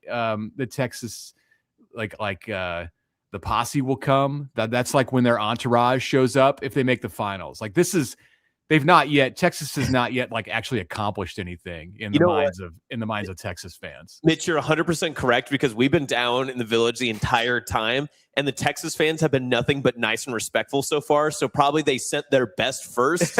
It's like when you send a messenger of war and you're like, hey, just so you know, like, we're coming, and now like the whole contingency will show up later. I'm not looking forward to that next wave of burnt orange. So maybe Georgia has to handle their business tonight. Yeah, I mean, West Virginia is so happy to be in Omaha, and their fans, like, they sent everybody on day one. I mean, McAfee's leading the charge, where Texas is like, let us know if you make it to Friday of the final weekend. I just think it's funny, like, I think Georgia hadn't been here since like 2008 or something, it's almost 20 years. And we're still like, we're sick of Georgia. And I'm sure the baseball team's like, what'd we do? We just got here, man. Yeah. We haven't even seen the Chuck yet. This is our first time. We just like to hit solo home runs. Why are you holding that against us? They kind of won me over. I wouldn't mind seeing Georgia play some more games. I mean, they're going to play one more, but I wouldn't. Their lineup, even though it was all just solo home runs last night, like, their lineup is like must-watch TV. Yeah. Because you have no idea. There could be a 430-foot home run at any point in the game.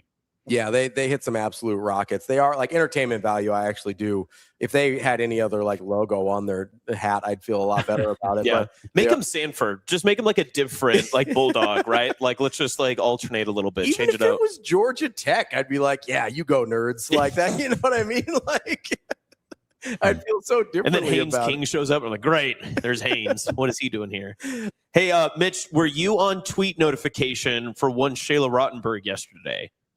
Sure. I didn't actually set that, but metaphorically speaking, did you like have to like, you kept scrolling, refreshing? Because I mean, June 15th is a big day for college volleyball, especially just like learning it's so weird. like volleyball of all the sports has one of the oddest recruitment like conversations and the way that things get announced. It's very different than what we see, even just like across the aisle from all the male sports that we see. Yeah, it's an interesting. I agree. Football does not follow those rules where everybody gets all the top players get offered on the same day. Volleyball is not alone in that. I know that that's how soccer works. It's a June 15th thing before your junior year or before your senior. It's a junior year. These are 28s that are signing now. Yeah. But yeah, and I do think there's some other sports that work that way too. But like, yeah, the sports that we like, the mainstream men's sports are not like that. So I don't know why there's different rules in that way for different sports, but whatever, it's a different conversation. I did not have it on tweet notification. I was not refreshing, but I was interested and definitely expecting that there was going to be news from Nebraska volleyball and college volleyball yesterday. I was, not that I have like the top players on, memorized, but I knew about Rautenberg because I watched her mom play. I watched Lisa Reitzma play, and I know that that Shayla is a super dynamic athlete. Saw her in the state tournaments this year, and one of the best athletes going right now in the state of Nebraska in high schools, if not the best. Apologies to Trey Taylor, who hasn't actually taken a snap yet, so we can't really. He's not active, but Shayla gets the crown, and she's the most like exciting athlete in Nebraska high school sports, and she's coming to the Devaney Center in 2028. Yeah, Mitch. So I was trying to think of it yesterday when it all became official. She committed, and we know that she's going to be a Husker. Have we seen a female athlete in the Nebraska high school level that's an in-state recruit going to Nebraska that's kind of had this meteoric rise as large as the character of Shayla Rautenberg has become? The only person, I guess, in recent memory would be Britt Prince is the one that I think of first. But I mean, you mentioned, her mother and kind of how that legacy grew. And obviously when Shayla was a freshman and her name started to come up, everyone kind of put the pieces together where she's been on the different USA teams and everything else. Is there anyone else that kind of comes to mind that you've seen just their stardom rise the way that it became and then eventually becoming a Husker? Well, Jordy Ball, but she had a detour, a 2-year detour. For sure, her in recent years. And I think you can only really categorize this in recent years because we have not followed recruiting in women's sports and high school girls sports even remotely close to the way that it's been, even the change, even the evolution of it between Britt Prince coming out of Elkhorn North. And that got a lot of attention. And she was regionally, if not nationally known. I would say she was nationally known among women's basketball experts. And even that, like, it was definitely a big deal. People followed it, but I feel like the Rautenberg thing, just because of the way that we consume volleyball in Nebraska, everything that's happened since August of 2023 and the 92,000 at Volleyball Day in Nebraska has like taken the focus in whatever interest level there was before that. There's like pre-Volleyball Day and post-Volleyball Day as far as the amount of attention and interest that has been paid to every volleyball story that's happened in Nebraska, and I think on some level nationally since that day. So Jordan Larson coming out of Hooper, Nebraska, definitely would have been the same kind of story if it was today, but it was way before. It was 15 years or more before that Memorial Stadium situation. So yeah, in volleyball, like this, there's probably not anything, but definitely there have been athletes. I mean, you can go back to Allison Weston and Christina Hotelling, and there have been many. That's the great thing about this sport in Nebraska that you don't get in other sports is every year there are multiple top 10 or higher, top 20 or higher prospects on the national level playing high school volleyball in Nebraska. And I see that Penn State signed a play or got a commitment from, I believe what is Avery Bridges. Yep. Yeah. So, and you have the South Dakota player who committed to Nebraska, and last year it was Mallory Bosinger, and it's every year, and that's unbelievable. It's not unbelievable, but it's amazing. It's believable because it's real, and it's been happening for a long time, going back to Jordan Larson and even Allison Weston in the 90s. But like, it's amazing to see that year after year after year after year, you've got like a Trey Taylor playing multiple people like that playing that sport in Nebraska. Mitch, you brought up the volleyball day in Nebraska thing as kind of a line in the sand moment of everything before versus everything after. I'm curious, do you think that was like sort of like a tipping point thing where it's like there was a bunch of momentum and then that sort of just pushed it over the edge? Or like, I wonder sometimes if for a national scale, that was the first time people realized like, oh, like a crazy amount of people actually really love this. We should pay more attention and give it more. Like, do you have a theory on kind of why that seems to be the line in the sand? Because it was such a shocking sight to see, even in Nebraska, where we knew the stadium was sold out. It was breathtaking.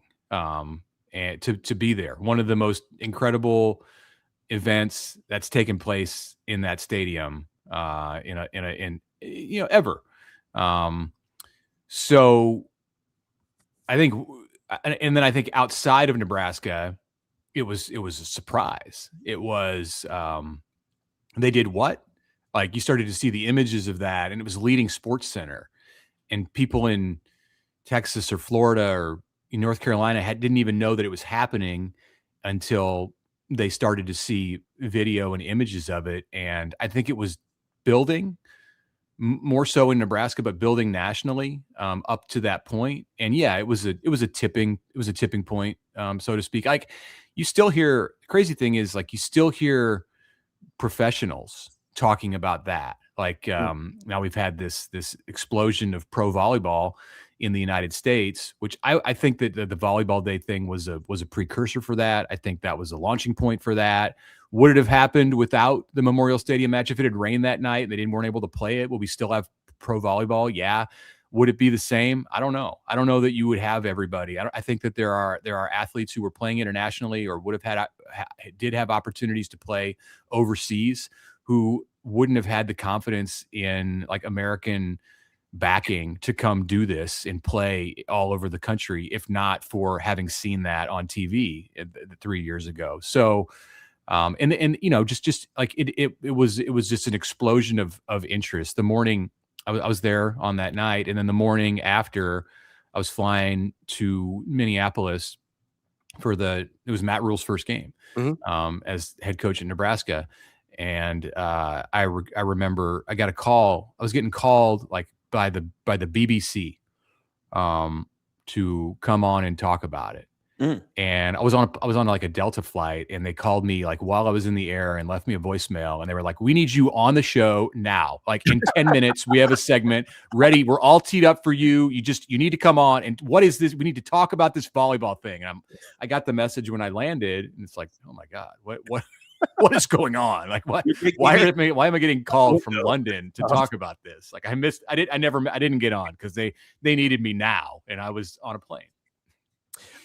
Mitch, I wanted to pivot to football here a little bit. There's we heard the news yesterday or late Sunday about George Darlington. Obviously, you've been covering Nebraska football for a long time. You were there as a student as well before that. I think a lot of people who have been media in this state obviously are very familiar with George in the press box as well at Memorial Stadium. Like, I guess do you have any like stories or impressions of George that you wanted to share? Yeah, I told the story on our pod, my pod with Connor, the Locked On Nebraska pod on Monday. So yeah, I totally agree. Like most of the media in Nebraska know him as the guy who has been sitting in the press box down like in the radio broadcast area for forever, seemingly. I mean, he's been retired for 20 plus years, and most of that time on home games he's spent in the press box, like talking to anyone who wants to come up and chat. It could be about politics, the economy. It could be about social issues. It could be about the weather, or the quarters look that Nebraska was playing in the secondary, or the punt return game, whatever. And George was like equally adept at talking about all of those things. When I started as a student in the 90s and covered the team, so I was around him for a full decade as a coach. And my first impression, or where I got to know him most, was I found pretty quickly as a young reporter that whatever topic I was writing about, I could go talk to George about it. And it didn't need to be about a defensive player. It definitely didn't need to be about somebody in the secondary where he coached. I could be writing about the receivers, and I'd have a reason to go talk to George, because like he saw those guys in practice. I wouldn't even necessarily need to include him in my story, but he would tell me like what was real. He'd tell me the truth. And you got that from him in his retirement years, where if Nebraska was struggling, which it often was over the last couple of decades, like he'd lay it out there, and he'd be mad, and he'd criticize the coaches. And he was like that as an assistant coach too. That didn't start when he retired. If he was mad about something that Tom Osborne was doing, he would tell you, and he would say, I think we're doing this wrong with the offensive line. And maybe George was wrong, but he was gonna tell you the reason. And that was fantastic. Like it was like truth serum. So I always went to him and found myself like, okay, I can't quote George every single time I write a story about a player, but he always had a connection. Like either the guy was somebody that he recruited, or he played in the secondary, or a secondary player defended him, and there was always reason to talk to him. So that was, he always had time. Like he would, if he could, it was after practice, and there was never an issue. It's different today, because we as media don't get to talk to the position coaches other than, not on the record. We don't get to talk to them, interview them, other than like once in preseason camp and once in spring ball or something like that. Like in those days, George and Ron Brown and Turner Gill and Milt Tenneper, like whenever you talk to them, whenever you want. And that's how I got to know George, and to get a sense and understand like his depth of knowledge and just incredible insight into the game and into life too. So Mitch, there's a couple interesting things there about George that you kind of touched on. And obviously, so he was the only guy that as far as an assistant that was with the entire tenure of Tom Osborne. Mm-hmm. And but I think you mentioned a bunch of guys there: Milt Tenneper, Ron Brown, Charlie McBride, Turner Gill. Like I would say for most people, pretty far down the list in terms of notoriety of assistant coaches. Like, do you think we maybe don't give him enough credit for? Maybe credit's the wrong word, but maybe we don't recognize his accomplishments and contributions to Nebraska football enough. Possibly. Charlie was the D coordinator for most of those years, and after Monty Kiffin and so coordinators just tend to get more acclaim, more blame, more acclaim. And like at the end of McBride's time, they were playing incredible defense, so that's how we remember him. He was an amazing defensive coordinator. He gets a lot of credit. George was always just a position coach. Like he was important to the operation for sure. I think he deserves a lot of credit for opening the doors on the West Coast for Nebraska. And you think about the number of great players that Nebraska got from the 70s on through, today on the West Coast. Like all of those players were at Nebraska, or even are at Nebraska today, because of doors that George Darlington opened. And that extends to Hawaii. And there have been, the Raiolas and Finotis and people like that. Like that was George who went out there and built those bridges. It's not like Nebraska's a Nebraska had a big time national brand in the 70s, 80s, and 90s, and still does, but a big time national brand that was backed by competing annually for national championships. So it wasn't like he had to educate people about where the place was or what kind of football they played. They saw it. But he was the name in the face that they knew. So that's where he deserves a ton of credit, and he with McBride, they revolutionized the Nebraska defense in the 90s when Nebraska changed from playing a defensive system that would get torched annually in bowl games by great quarterbacks and receivers from Miami and Florida State. They went to Tom and said, we have to change the way we play defense. And part of that is recruiting defensive backs who can play man-to-man coverage and press coverage and get up in the face of these Miami receivers and hold their own. Like, are they going to get beat? Sometimes, but like they produced a ton of NFL defensive backs, first round picks, all the way on down and to free agents. And, it's not like George recruited them all, but he coached them all. And he was a major force in instigating the change that led Nebraska to play that kind of defense. So yeah, he should get a lot of credit in all of that. And Mitch, I was just going to say, go ahead. Mitch, just hearing what you're saying, and it's kind of parlaying off of exactly what Ravi just asked you, but why is it so important, I guess, just in the framework of Nebraska and Nebraska football and the way that this state operates and the way that there's the emotions towards the football program and its success over, many generations and decades? Why is it important that we share these stories, like the inner workings of what George Darlington meant just on, his relationship with young media members and the way that he communicated in a press box and his relationship with Tom Osborne? There's so many different layers and so many networks to it. Why is it so important that these stories continue to be shared, just from where you sit as a media personality to the people who are listening to the show on a YouTube channel?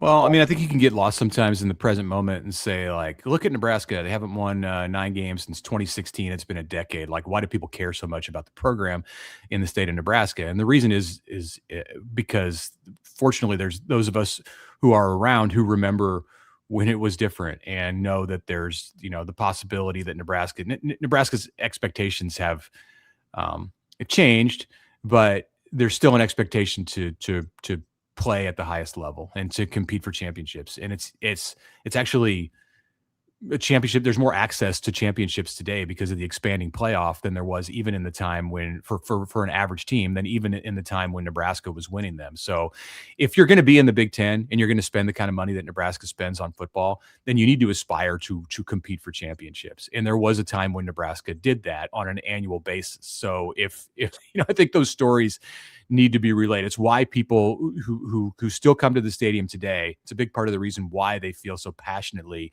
about Nebraska football, because they lived through that and they experienced the time when Nebraska could strive to be at the top. I was just talking this last week to Jeff Makovica, fullback from the mid 90s, 91 to 95. And The Athletic has a series of stories coming out in July about football, college football in the 90s, and about iconic games and players and moments and teams. And I was talking, I won't spoil it, but I was talking with Jeff about one specific story, and he relayed that he'll often hear he has 5 daughters, and he'll often hear from them or his son-in-law or his daughter's boyfriends. They will say to him, "What made you guys so good?" And Jeff had a very specific answer to that question. And I think it's important for people like the generation of his daughters, of those players' children, to understand that. Otherwise, you can lose sight of the even the remote possibility of ever getting back to a level that's close to it. Well, we look forward to that series of articles that comes out, and I'm sure we will address what reason Jeff Makovica gave once those came out as little tease. It's a little old radio tease like back in the day. Mitch, we appreciate the time as always, and we'll talk to you again soon. Thanks, guys. Thanks, Mitch. That is Mitch Sherman from The Athletic. Good stuff. Really good stuff there. I'm glad he was able to kind of talk about George Darlington for a little bit there. He had a much closer proximity to him than I literally only knew him from press box, just a couple years being in the press box. And again, him kind of being the one where the quiet in the press box rule, like nobody was going to enforce that on George. Yeah. The quiet in the press box rule just, it does get thrown around at you a couple times. It does. They're pretty adamant about it. And George didn't care a lot. No, it's cool. I liked his answer there at the end. Just talking a little bit about it. Yeah. So just it is. I'm glad I didn't step on your question. Yeah. Thanks, man. No, it's one of those interesting things. And I know that this is something that obviously like you've probably dealt with a little bit more just because you are, a little bit older than I am. But, my grandparents are getting up in age on both sides. I'm still very lucky to have both sets of my grandparents still here. And it's just so interesting that sometimes we forget that these people who have been through so many things, that have done so many things in their life, like they were once my age and they were once like doing the things that I was doing. And so that's why, I don't know, I felt like it was appropriate just to ask, why is it important to hear that sort of stuff? Because sometimes we get so lost, especially now in the Nebraska football, like hasn't been as great as it was in its dominant run and all that other stuff. And it becomes a punching bag of a joke. And I've made that joke before too. Like I have done that. It's an easy grab bag to be able to say, but there is something about it that sometimes if you don't revel in the success or you don't tell the stories of, things that have happened, that have been well, and things that, you share smiles and stories and things. Like I ask my dad all the time, when Nebraska was in my like middle school, high school days, when it was Bo Pelini and stuff, and they went to Big Ten championship games and that sort of stuff, I remember asking him, he was like, I just remember that feeling. He's like, I'm still like waiting for that feeling to come back. And, obviously the past few years hasn't been that way, but I went to the Colorado game with them when it was 28-3, like at half and all that good stuff, or 28-0, whatever the score ended up being a couple of years ago. And I remember after the game, I called my dad and he was like, that was as close as it's been for a long time. He was like, it was the stadium, it was the environment, it was the game, it was the way that they played, it was who they played. He was like, I kind of felt like I was back being a kid watching the game with my dad. And just hearing that type of story is just like, it almost gets me like emotional. Cause it's why we watch, right? It's why I'm eternally optimistic about the football program. It's not just a Matt Rule thing. It's not anything specific about this team or this era or this coaching staff or whatever, although I like a lot of those things. It's that my first experience with Nebraska football, I know this isn't true for a lot of people because of just whatever age they were and started watching, but my first experience with Nebraska football is not disappointment. It is like elation, just pure joy, because I started watching football in 1994, right? Like I started watching. So good time to get in. Yeah, 94, 95, 96 was the first disappointment I experienced as a Nebraska fan. And that was after 2 straight national championships. So it hits different than if the first thing you experience is disappointment. And then right after 96, back into 97, and you're good to go again. All the way through even the Frank Solich era, you didn't really feel like what's going on until 2002. When they have that 7-7 season, the year after Eric Crouch graduates, and a lot of the TO guys are finally gone, and you're like, oh, what's going on? That's when the winning season streak snapped and all that. And a couple years later, when Callahan comes in, like that's when the bowl streak snaps, and you're just like, wait a second, like that's 10 years in almost. At least, it's 10 years into my fandom at that point, and that's the first time you're like, whoa, what the hell's going on here, right? And so I do feel for people. I talked to Avery a lot about this, and I think it was in the press box actually before the game, because you get there a few hours early and you're just chatting about stuff and watching other games. And she's like, yeah, like my glory days for Nebraska football is the Pelini era, and like my heart broke for a little bit. I was like, oh, it gets so much better than that. I know. And I've talked to people around here at the office. I'm like, you guys have no idea how awesome it is around to live in the state of Nebraska when Nebraska's good again, right? Like when Nebraska is at this national relevance level, you guys have no idea how fun it is to be from and in this state. Yeah. And that's why. And also just to give you an even more inner glimpse of that too, and maybe you and Avery have discussed this a little bit, I've never been at a point in my Husker fandom that I can remember there wasn't contention of some sort. Sure. Because as much as Pelini was winning, there were like there were a lot of contingent of there people were a that lot didn't of like people him. that were like, I don't like how he's winning. And then we I didn't obviously like how he carried himself. Yeah, Like, obviously the Riley era was not what anyone wanted it to be. The Frost era, the Frost era at the very beginning, basically the hiring, the process, like the honeymoon phase, was the most unified I have been as a Husker fan. So the funniest part about that is you're right. That's the time where it was like, oh, everybody's on the same page. This is the hire that, like, even the people that were like a little hesitant because you only had a couple years of head coaching experience, stuff like that, were still on board, right? There was really no one that I remember just being like, I'm out from the start. Like, I don't remember that being a thing. If it was an incredibly small minority. But then he starts 0-6. Yeah. Right? Like even then it was so quickly like, oh, what the hell? Like the one thing that united everyone went off the rails immediately. And you're just like, what this was supposed to be. And we kind of rallied and the end of the season, 4 wins out of 6 games. And you play that Ohio State game that's super close. And you're like, all right, here we go. And the next year happens and you're like, oh God. Like it went away so fast. You had basically one off season of everybody's on the same page.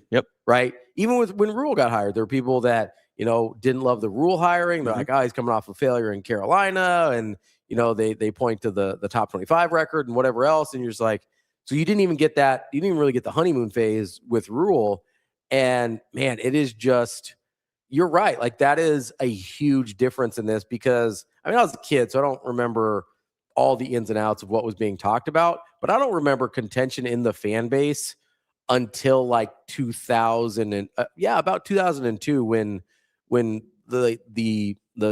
the seat for Frank Slolich started getting pretty hot. Well, and granted, different time, not as accessible. Sure, no social media, right? That stuff sort of like stuff that. too. Yeah. Like I'm sure that there was probably grumblings and all that other stuff. But again, like because you walk into a stadium, the people that are in the stands are saying the exact same things that they're saying online, right? Like if you're in a stadium in '96 after Arizona State and all that other stuff, like they're going to be saying the exact same things that they would have if Twitter was around. Or at like that time. the Texas Big 12 championship game in '96, or you walk into like a Casey's where a couple of old guys are having coffee. Like they're saying the same things, right? It's just there's easier access to it now. But yeah, it is I do think the history of this place is important because it tells me it's not impossible, right? And you know how much harder it is to believe at Indiana? Yeah. Right? Now, that comes with some advantages because you don't have expectations. You don't have people that think they know how it should go. And Kurt Cignetti's kind of free to do whatever Kurt Cignetti But there are some people that have been with that ride forever. Like throughout the entirety that they've always shown up for whatever reason, who knows for whatever reason. But they've been there through the entire ride and this is their peak. And they deserve that celebration, right? Like the core of my sports fandom is growing up with Nebraska football at its peak. And then right after that, watching my favorite baseball team, the Boston Red Sox, break an 86-year-old streak. So like, I'm very much like optimism pilled as far as like, yeah, that's possible. Why wouldn't it be? Everything else has happened, right? I've sat people, we're in World Cup territory now. I remember telling people years ago, I was like, yeah, why wouldn't I think that eventually the U.S. could win a World Cup? I get it's an uphill battle, but you look at the resources the U.S. has compared to some, like, do you think the Netherlands doesn't believe they can win a World Cup? Yeah. And the resources, like, are way different between a country like the Netherlands and the country like the U.S. I get that it may not be a priority in the U.S., but again, if it ever does become one, you get a situation where you're like, oh, no, this team could be one of the best teams in the world. Like, that's how I view things because that's how I grew up. Like, yeah, I grew up in a place where Nebraska was the best football team of all time. Like 95 Nebraska is the best football team that's ever existed. Like I'll die on that hill. Like why would I ever believe that that's not possible again?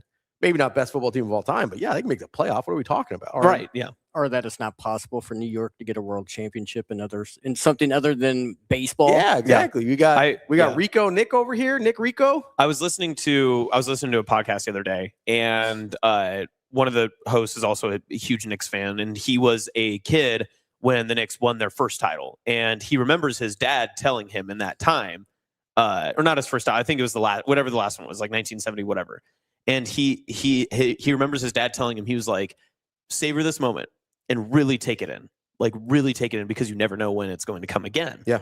And of course, then they had this long drought, and he had this great story to share that he and his daughter watched the game 5 together. And as the clock is ticking down, he was able to like tell his daughter, he was like, soak it in because you never know when this is going to happen again. And I think that's one thing And obviously, when we start this show up again tomorrow, there's going to be people that are like in the chat. I'll probably, change my tune. I'll get frustrated during the season, all that sort of stuff, right? Yeah. But there is something to say about like the George Darlington of like the mini stories of like hearing all that and, hearing the successes of people and the inner workings of like their relationships and whatnot. Sometimes I think we just need to celebrate those successes. And maybe that's one thing that maybe that's a microcosm of what the season is going to come, because I believe that. I think that this is like a much better team than the past iterations that we've seen under Matt Rule and that sort of stuff. But if we can't celebrate those little successes and we choose to be pessimistic and negative the entirety of whatever the season is to come, I think that we are going to struggle just because it just in like the mental load that will carry. Yeah. Yeah, certainly. So is it kind of like when I told my brother that in 19, Savor the Tampa Bay Stanley Cup victory? Well, they had a decent run there after that, didn't they? They kept going to final. They won it again the next year. Oh, okay, fair, yeah. Yeah, so they went to a couple finals. Yeah. That's a good move, though, Shane. Always been. Yeah, I said, savor it. It may never ever happen again, and then it did the next year. Yeah. All right, that's the show for today. Look at that. We'll be back here tomorrow. Austin and I will be right here at Hurrdat Sports headquarters. We'll have lots to talk about, whether it's College World Series or I think we might get into a little hockey. We've been efforting a hockey guest. We haven't ignored that Carolina won the Stanley Cup. Working on it, trying to get it. I saw Carolina Hurricane fans in the Village yesterday. Yeah. Didn't want to talk to me. I literally was like, hey, can I grab you just, whatever? And they're just like, we're focused on today. You don't even play today. We're moving on to Seattle. That's what I said. We're moving on to Seattle. Whatever. It's 0-0. I guess. 0-0. It's like, hey, we won it. We're focused on 2027. Come on, man. All right, what are we doing? Get out of here. Celebrate for one day. That's awesome. I'm Ravi. We'll be back tomorrow. More Hurrdat Sports Live. See you. Have a good day. Love you.